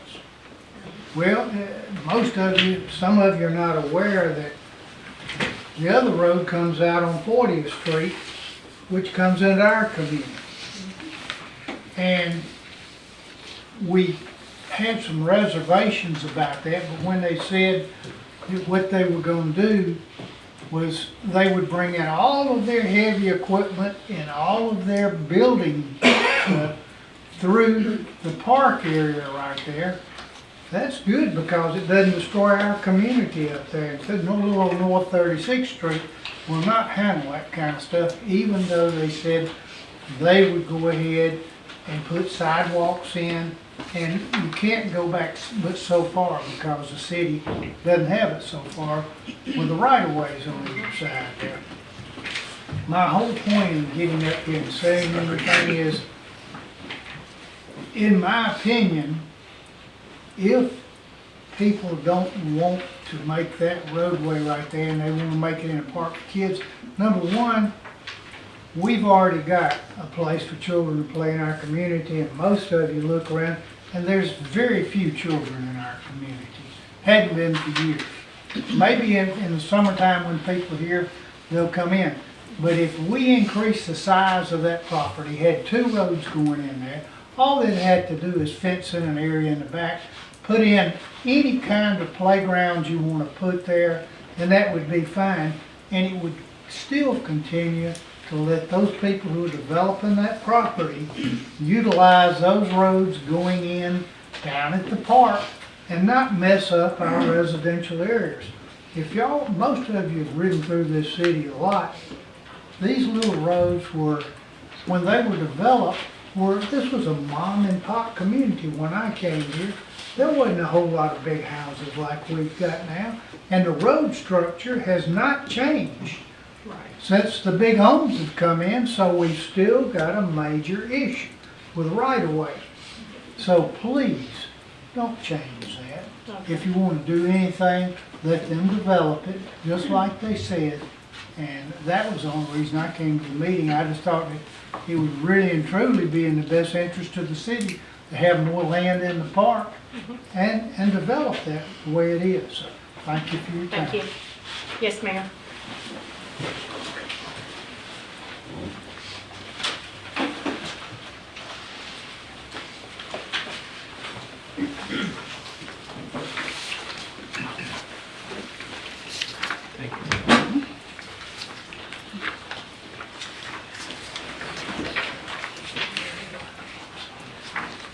And I'll give you one for the record. Hello, my name is Nancy Falk. I live on 27th Street. I have some comments to make that will not take the road through any residential street, nor will it go through Parker Park. The proposed Sweetwater development has unnecessary vehicular access points to Highway 98. The City Land Development Regulation, the LDR, does not require any more than 1 vehicular access point for a residential subdivision. The site plan, as shown in the agenda package, contains 5 vehicular access points to Highway 98. North 36th Street, North 31st Street, North 32nd Street, North 30th Street, North 29th Street, and at Parker Park. The newly developed Mexico Beach crossings contain 216 units complex with only 1 access point. This is only 177 units. The Bay County LDR requires 1 vehicular access point, and for subdivisions over 200 units may be required but are not mandatory to provide a second access point or entrance point. The City of Panama City Beach LDR requires subdivision roadway segments over 500 feet in length to have at least 2 roadway outlets to accommodate emergency ingress and egress needs. Gulf County, City of Port St. Joe, and the City of Callaway, LDRs, require one vehicular access point for residential subdivisions. The following proposed vehicular access points shown on the site map plan at North 36th Street, North 31st Street to North 32nd Street, North 30th Street to North 29th Street are more than adequate for a development of 177 residential units. Additional vehicular access points from North 27th Street or from Parker Park are not needed or justified. The site plan depicts the Sweetwater development as a mixed-use master plan development containing residential, neighborhood commercial, and recreational uses. However, the site plan bifurcates the development by not providing internal connections of the back half of the residential development, to the neighborhood commercial uses and the other half of the residential uses. Therefore, instead of providing a vehicular access point across the canal at either North 27th Street or Parker Park, the site plan should be revised. The revision should be to provide the internal vehicular access point at the extension of 31st Street across the canal to internally connect the bifurcated backside of the development to the proposed neighborhood commercial uses. This connection would also provide the bifurcated backside of the development to access already proposed North 31st Street to North 32nd Street, North 30th Street to North 29th Street. The road on the backside of the development could be terminated with a cul-de-sac and would not need to cross the canal at either Parker Park or North 27th Street. This revision would make this development a more efficient and cohesive, internally connected mixed-use development. This would also reduce vehicular trips from the backside of the development to Highway 98. And you have a drawing that shows basically they just need to put a bridge right here, connects their two pieces of property, and they have the access points that they need to get in and out of their development. Thank you. Very good. Good job, Nancy.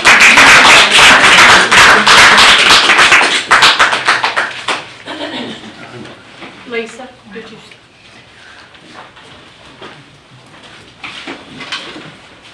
I just wanted to clarify that the council never voted to accept the road in Parker Park. There was never a vote, there was never a consensus, so that it was just left hanging. It was a concept that Doug Baber brought up, and it was never approved by the council. So I also want to say that the last public information that was given at the March 14 or March 23, which was just 8 months ago, the roads that were mentioned were access via multiple city streets include 36th, 30th, 31st, and Parker Park. There was never a mention of 29th or 27th on that. That was the last information that was given to the public. And I just want to go on record, there's way too much to go into about that, but all of those were bad ideas. I just want to go on record saying that this is not the time to bring up something without trying to spring it on the people. 27th Street did not have a chance to find out about this except very quickly.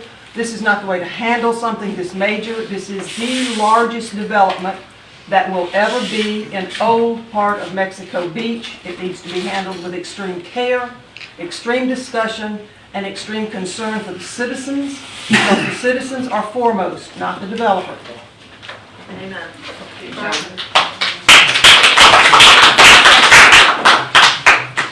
I'm Tom Cozio. I live on 1103 North 27th, and I'm against 27th entrance. I'm retired. I mean, you can laugh at this. And I moved here for peace and quiet. 98 is getting too busy and noisy already.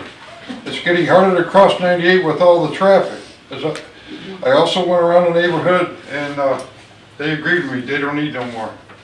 We don't need this, I'm coming in here, so if you can find another route, and I don't see a lot of kids playing there at Park to Park, so I never saw kids playing at Park to Park. I know they got the market there and stuff. So, find some other interest if you can. Thank you. Thank you.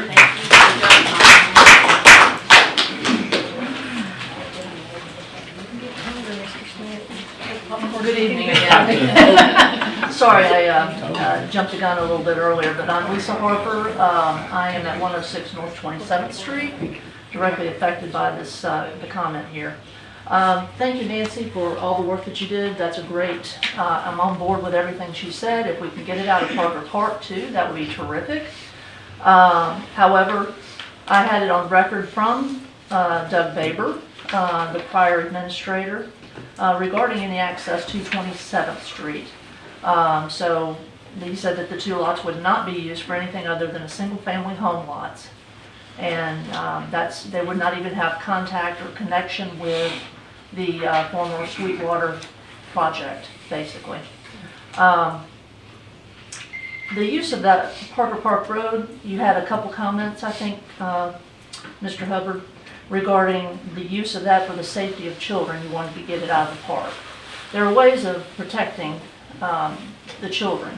You can fence. You can use speed humps going across a bridge to stop some of that access or slow access through those areas. You can also make sure that the canal area is cleared so that people can see if there are children that are going to be running across to the park. And then later you mentioned something about the road easement. There's already a road there that could be used adjacent to that property, which was the original drive for the Parker property. So I think there's plenty of options here if you choose to stay with the park as an access, if you need to at all. So with that, I think I wanted to ask a question if there has been another traffic study done that actually deals with our growth that we are right now, and we can rely on some of that information too as you go forward. I think that's a great point. So We haven't had a traffic study. When they did, I think they based it on 2016 or something. Very old. Older, yeah. Before all the growth and development and this project coming online potentially. So I would urge you to consider that. I've been a homeowner here for 23 years, as most of my street has been as well. And to make these kind of changes to a small, tight residential street, it's kind of the same as what you would consider gentrification at the benefit of the developer.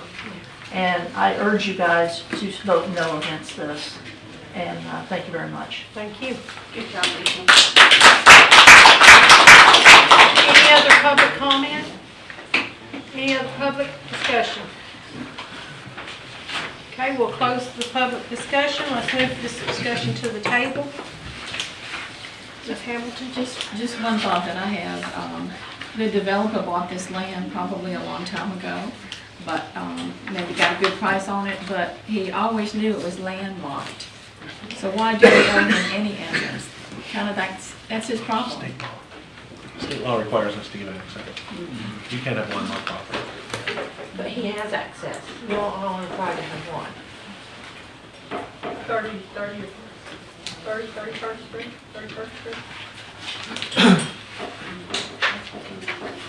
Please, go ahead. And another concern, the 177 residential units. I'm going to guess there's a good possibility those will end up being turned into a lot of rentals. So that's going to greatly increase the traffic flow as well, which is more concerning.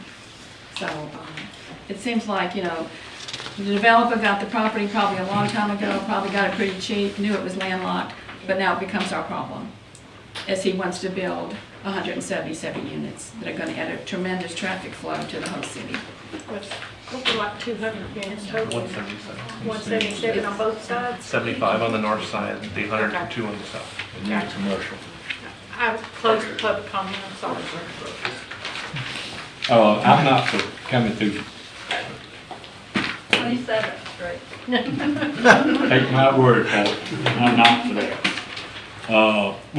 We had a workshop on this before now, and the man I dealt with, Frank, I think we did do a study, he did a study, they did do a study at that workshop, Lisa probably did.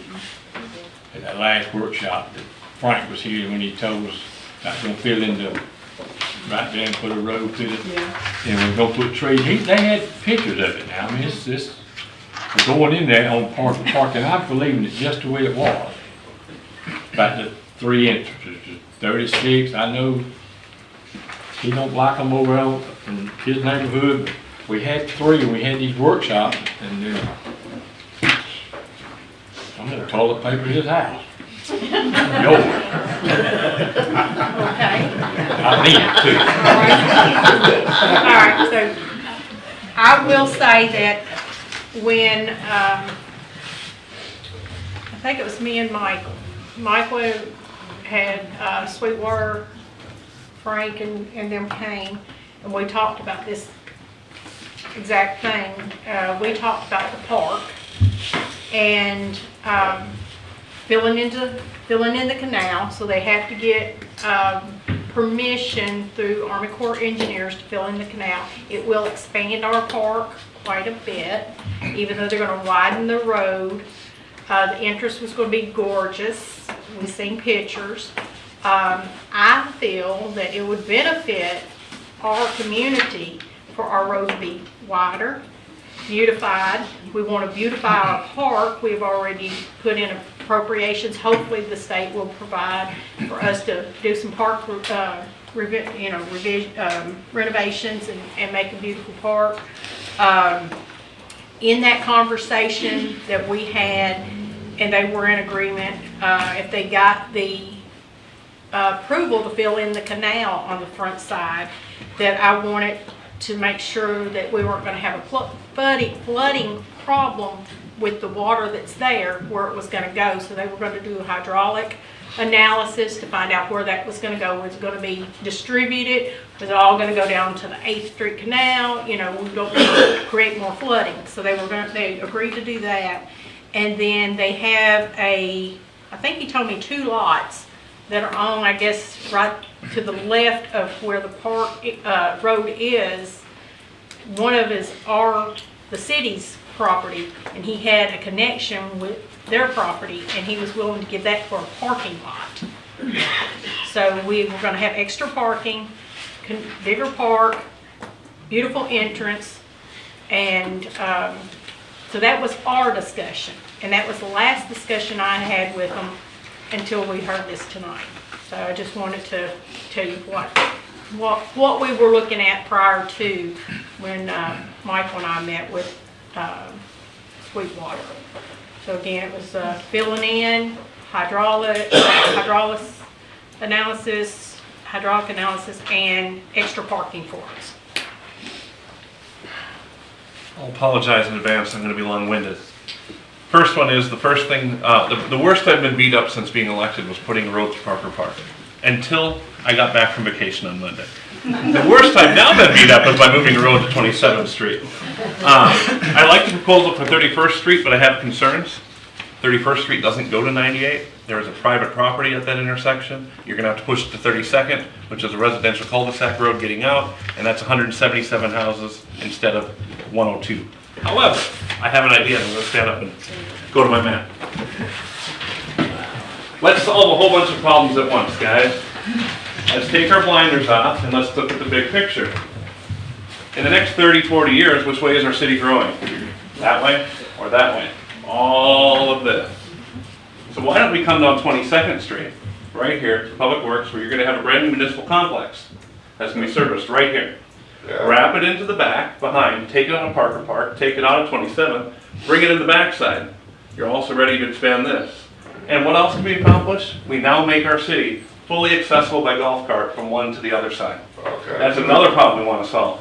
So why don't we look at taking 22nd Street North, right here, it's got Public Works traffic already, we're not going to really dump a lot of traffic, and service, right, here's 22nd Street, comes in here, bring it across the municipal complex, ties in eventually to Joe Drive. We're ready for this. All we have to do is deal with a 50-foot easement from St. Joe Company, which I assume they kept for a future road as well. So if we're bringing a road there anyway, for the future, continue it on up and around, and then we have both driveways solved. That's my thing. Sounds good to me. Anything else?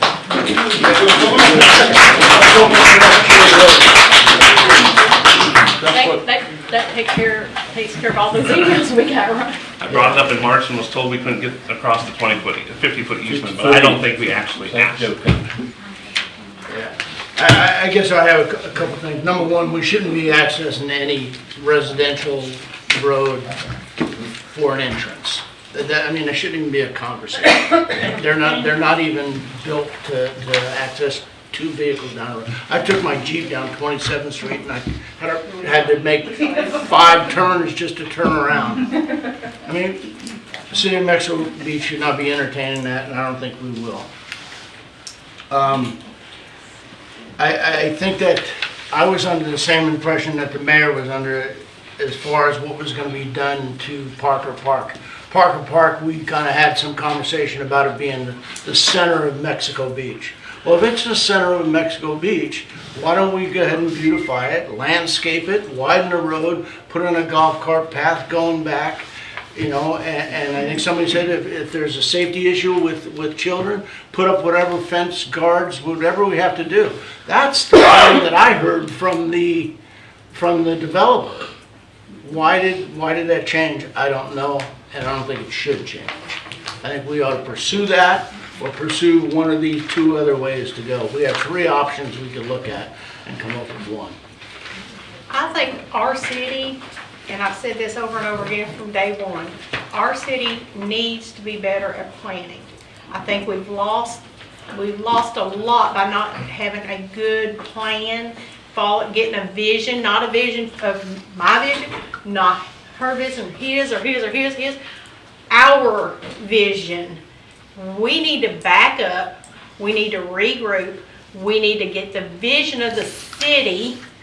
We need to sit down, and I learned this when at the other League of Cities, the second course I went to about visions, and I'm like sitting there going, we have a vision, but it's not an updated, I don't think it's our vision. I think it's a vision that somebody had, and they left a few things out from what I remember hearing in the past too. So I think we need to do better planning, and all these ideas are better than 27th Street.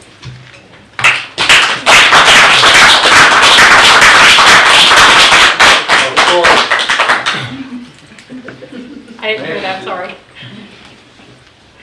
Okay, so I'm gonna have to put a motion in, because it's on here, open for a motion to approve or deny Sweetwater entrance at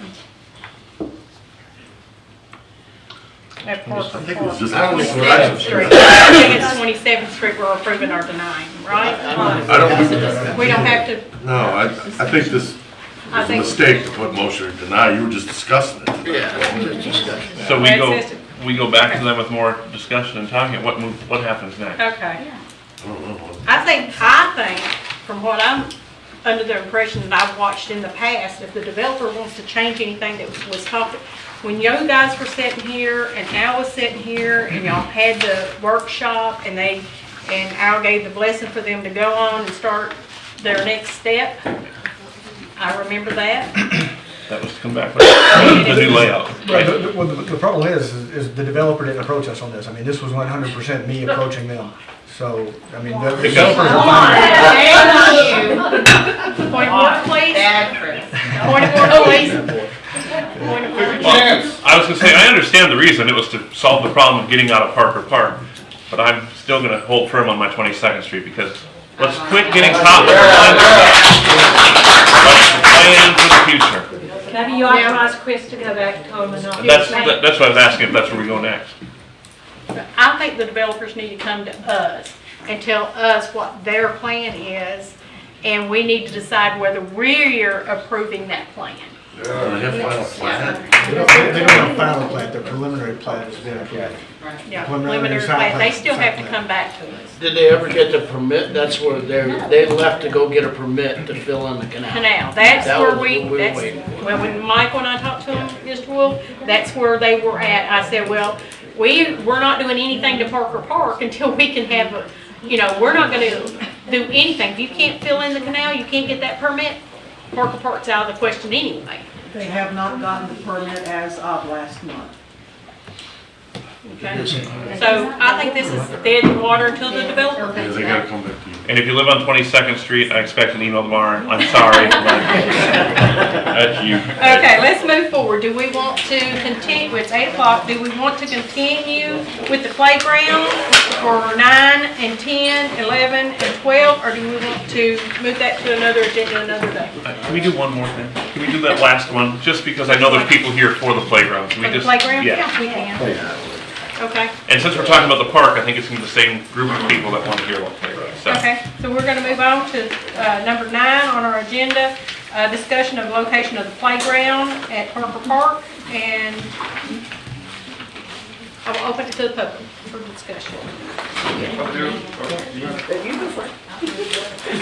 Like I said, on Tom Cofield 103, I've never seen any kids playing over there, and I've been there 15 years.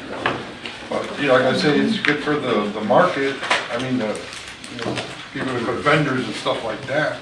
But if you want to build something for the kids, there's other places too. I mean, if you think that's gonna be safe, they're trying on 98, so it's gonna be up to you.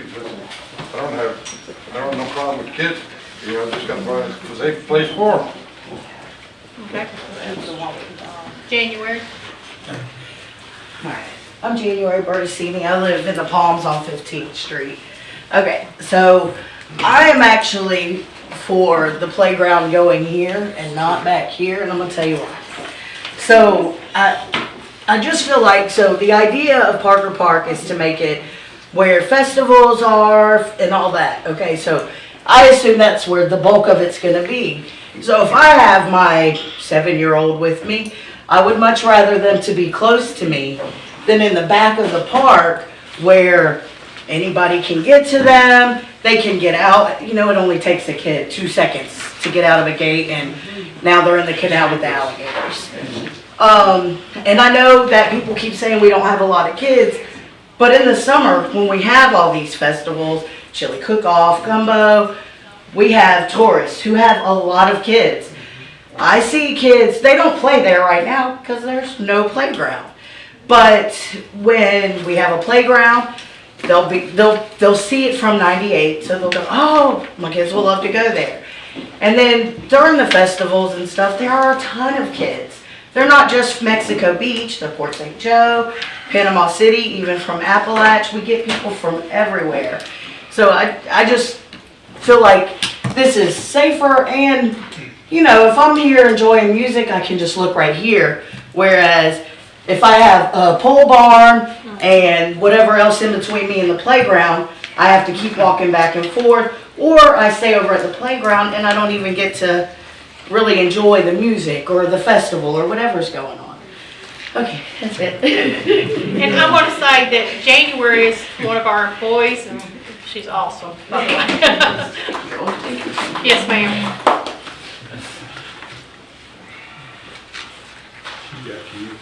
Debbie Alley, 20th Street. I just want to say that if we had a playground, the kids would play there. We've always been promised a playground there since day one. And we've tried to fill that canal in, or that end of the canal in, for 25 years and couldn't get a permit. How are they going to get one? How did St. Joe get something? We have discussed that 1,000,000 times, filling in that end of the canal. And it would be beautiful, but unless there's a 100% guarantee, I'm against that. But I say if the playground's built, and I do have grandchildren here, I have 7 of them here. Wow. They play at this park continuously because I live right here, but we go to Parker Park all the time for the events and things that are going on. And if they did have a place to entertain themselves, we wouldn't have to be saying, don't go to the water, don't go to the water. So I think we need the playground, and that's the perfect place for it. All right. Yes, ma'am. Mary Kenny, Port St. Joe. I have a question because this is the first time I've seen this layout. Is this right here, is that parking? What about doing a flip, and which would address some of your issues? Put the playground here, put more parking there. That way the playground is within eyesight of any, concerts or anything. And it provides more of a visual break too. Whereas you don't have cars, and then like you said, then the kids are stuck in the back. I think that might be something that you could think about. Just flip this to here, take that, put it over there.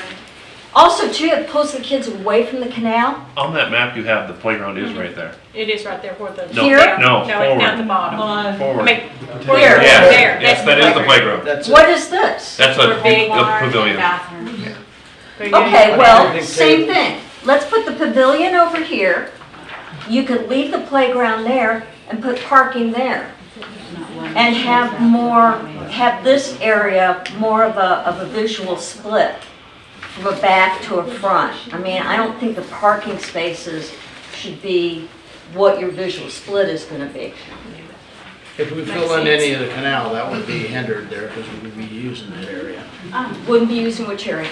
In the front of the canal.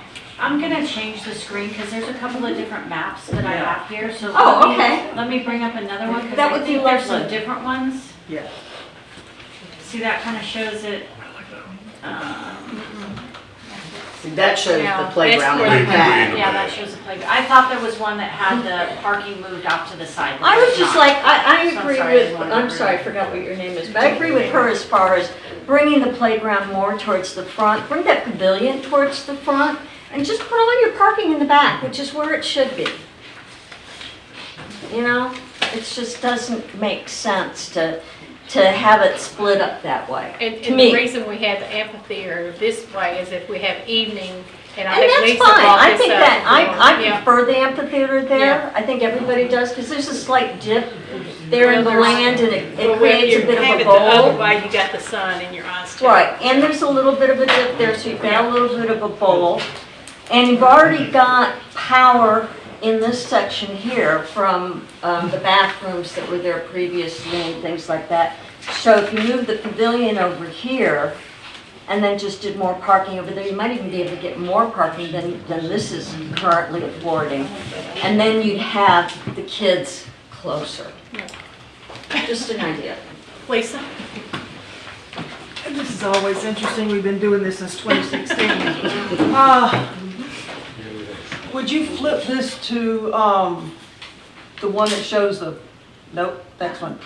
There we go, thank you. All right. For purposes of this discussion, let's just say that we're not gonna get the moat filled in. We've been trying that for too long, let's not count on that. So the object is to build this walkway, okay? Great idea. But you'd never have an entrance like this behind an event stage. If you'll remember, auditoriums, indoor events, you come in from the back, away from the stage. Same with outdoor events areas. You don't come in around the entertainers and with this walkway. So either you put a walkway here and you move the amphitheater, because that just does not work. You don't have a playground next to your amphitheater and your stage for obvious reasons. Also, to me, this much parking, you have to decide, are you going to create a parking lot or are you going to have an event venue? Because while we desperately need parking all over town, you've taken up 50% of your usable vendor area and playground area with parking. That to me, it seems to be defeating the purpose here. So what you could do is take out some of this parking. I know it's precious. You can park, you can move this over and have this parking run up along here. You can have some parking back here. You have your bathroom. Make sure you put the bathroom door facing the back. We've had way too many accidents when it's facing the front. But we have. Put your playground here. If you put the playground here, then the only place to put the amphitheater, take some of this parking out, is to put it facing this way. For two reasons. One, you don't want your audience facing the setting sun.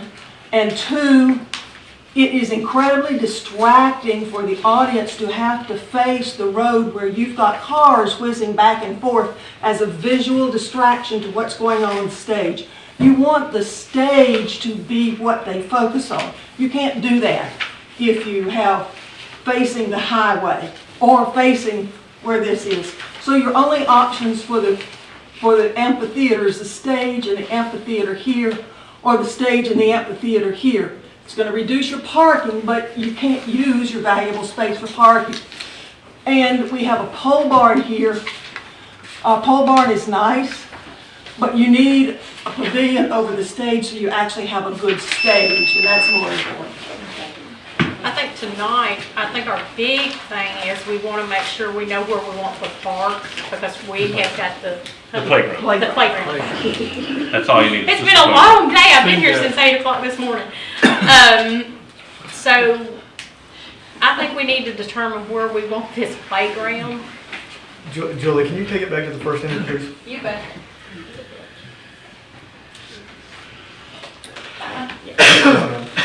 And regardless of where the pavilion goes, where the parking goes, the amphitheater, I think we need to decide tonight where we want this playground. This was placed on the agenda because the city's getting ready to receive a $75,000 piece of playground equipment from Bay County. This is the design of the park as we thought it was at the city whenever staff researched it, with the park about halfway down the eastern side. There was some disagreement from someone else that they thought that the playground was in the back northeastern corner.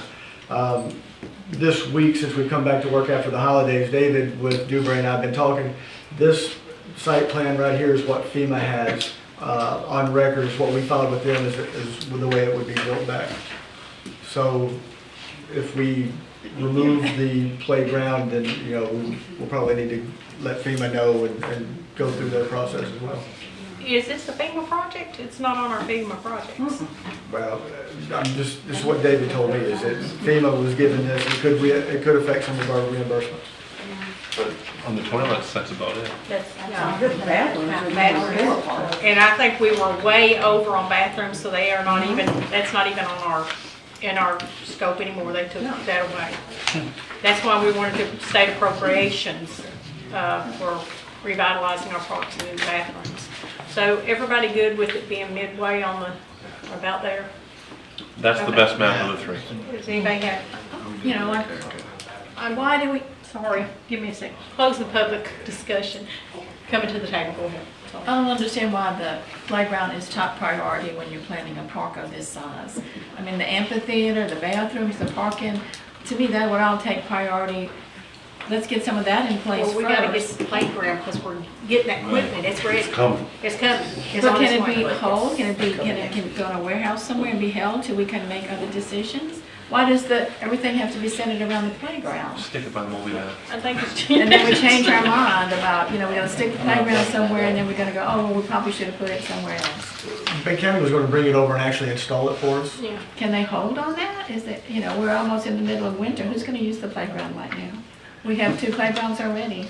Do we not want to put it there? Well, we don't know. It sounds like there's about 3 different plans here as to what we're gonna come up with. And there's no concrete decision where we want the amphitheater, is there gonna be a bridge across the canal? So we're just gonna guess and throw the playground there, and then everything's gonna flow around that. Why can't we hold on the playground? I mean, why can't we? Why do we need a playground in December when we have 2 already? Why can't we just hold on that, put it in storage, and then make the other plans? There's so many other plans that go into evolving this park the way we want it. I don't understand why the playground is the top priority, why it has to be done now. Okay. Hang on. The Go ahead. playground, Chris had to, it was somebody, this is, thank you. Bay County give us this, don't we have a timeline or something on this? I mean, didn't they tell us? This is not the first time this hadn't come up, hadn't it? When was it? The timeline has actually expired, but because it was the company that is bringing the playground that has, because it was supposed to be done by the beginning of this fiscal year. They've already made the expenditure. Yeah. Yes, Yeah. and so the only reason that it was allowed to be pushed back was because the playground equipment kept getting pushed back For delivery. for delivery, because it wasn't made yet. So that is, because they actually called to close out the whole project, and they were actually unaware that it hadn't even been delivered yet. So that's what happened, that's why this That's is why it's the late coming priority, in, yeah, that's yes. why we got to get it done, so Yeah, we need to find a place to put the playground. Or we gonna lose it, right? I don't know how that works, that's, What about it, Clint? You I know? don't know how that I would have to look at the agreement. I remember when we did it, but I don't remember the specifics. The only thing for me is we can wait, but I don't think we have plans for anything else. We've been talking about this since 2016. Pretty sure the amphitheater where it is right now is where it's gonna be for a while. So I think waiting for what, 2025 when we get more money? Rich? Yeah, I know that we went through these plans several times. I really thought this was the final plan that we had. These here, I don't know if they're afterthoughts or what from I think Dewberry. they were the first thing. I think this came very end of, after our workshop on it. Yeah. And I We think had this the is where we workshop, and I landed think at, that's where on this we one. landed. The only thing I think was a good idea from our citizens was moving that pavilion closer to the amphitheater and moving all the parking out. And I've had people say, why don't we plant on a place on the back side for food trucks? Because we're always pulling food trucks in, but if we actually dedicated a food truck line there that would stay there, whatever, then we wouldn't be pulling food trucks in and out. It's been 7 years. Half of our residents call it Potty Park because that's all it had. So let's do something. Yeah, so anyway, let's entertain a motion to approve or deny putting the playground on this particular drawing. This drawing? Yes. At least we can get our playground in, and then we can, that's not set in stone for the rest of the stuff, but we can at least get our playground delivered and set up. Right, you can always move it. You got enough people to move it if you had to, eventually. That's what I'm saying. Get this stuff for kids now. Yeah, it can be moved. I mean, Yeah, okay. They're not numbered, but I'm gonna call that number 1. Okay. So I'm gonna make a motion to approve layout number 1 for the placement of the park. Okay, second. Playground. Second. Tammy Colby. Mr. Wolf, Yes. Mr. Smith, Yes. Mayor Miller, Yes. Mr. Welly, Yes. Ms. Hamilton. Yes. Thank you. Okay. Do we want to,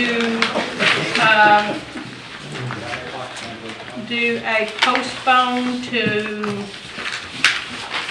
or a table of 10, 11, and 12? Do we need to do a motion to table the remaining agenda items? Yeah, that's the best way to do it. I'd make a motion to table 10, 11, 12, and 13 to the next council agenda. Okay, I'll second it. All right, call the roll, Tammy. Mr. Wolf, Yes. Mr. Smith, Yes. Mr. Welly, Yes. Ms. Hamilton, Yes. and Mayor Miller. Yes.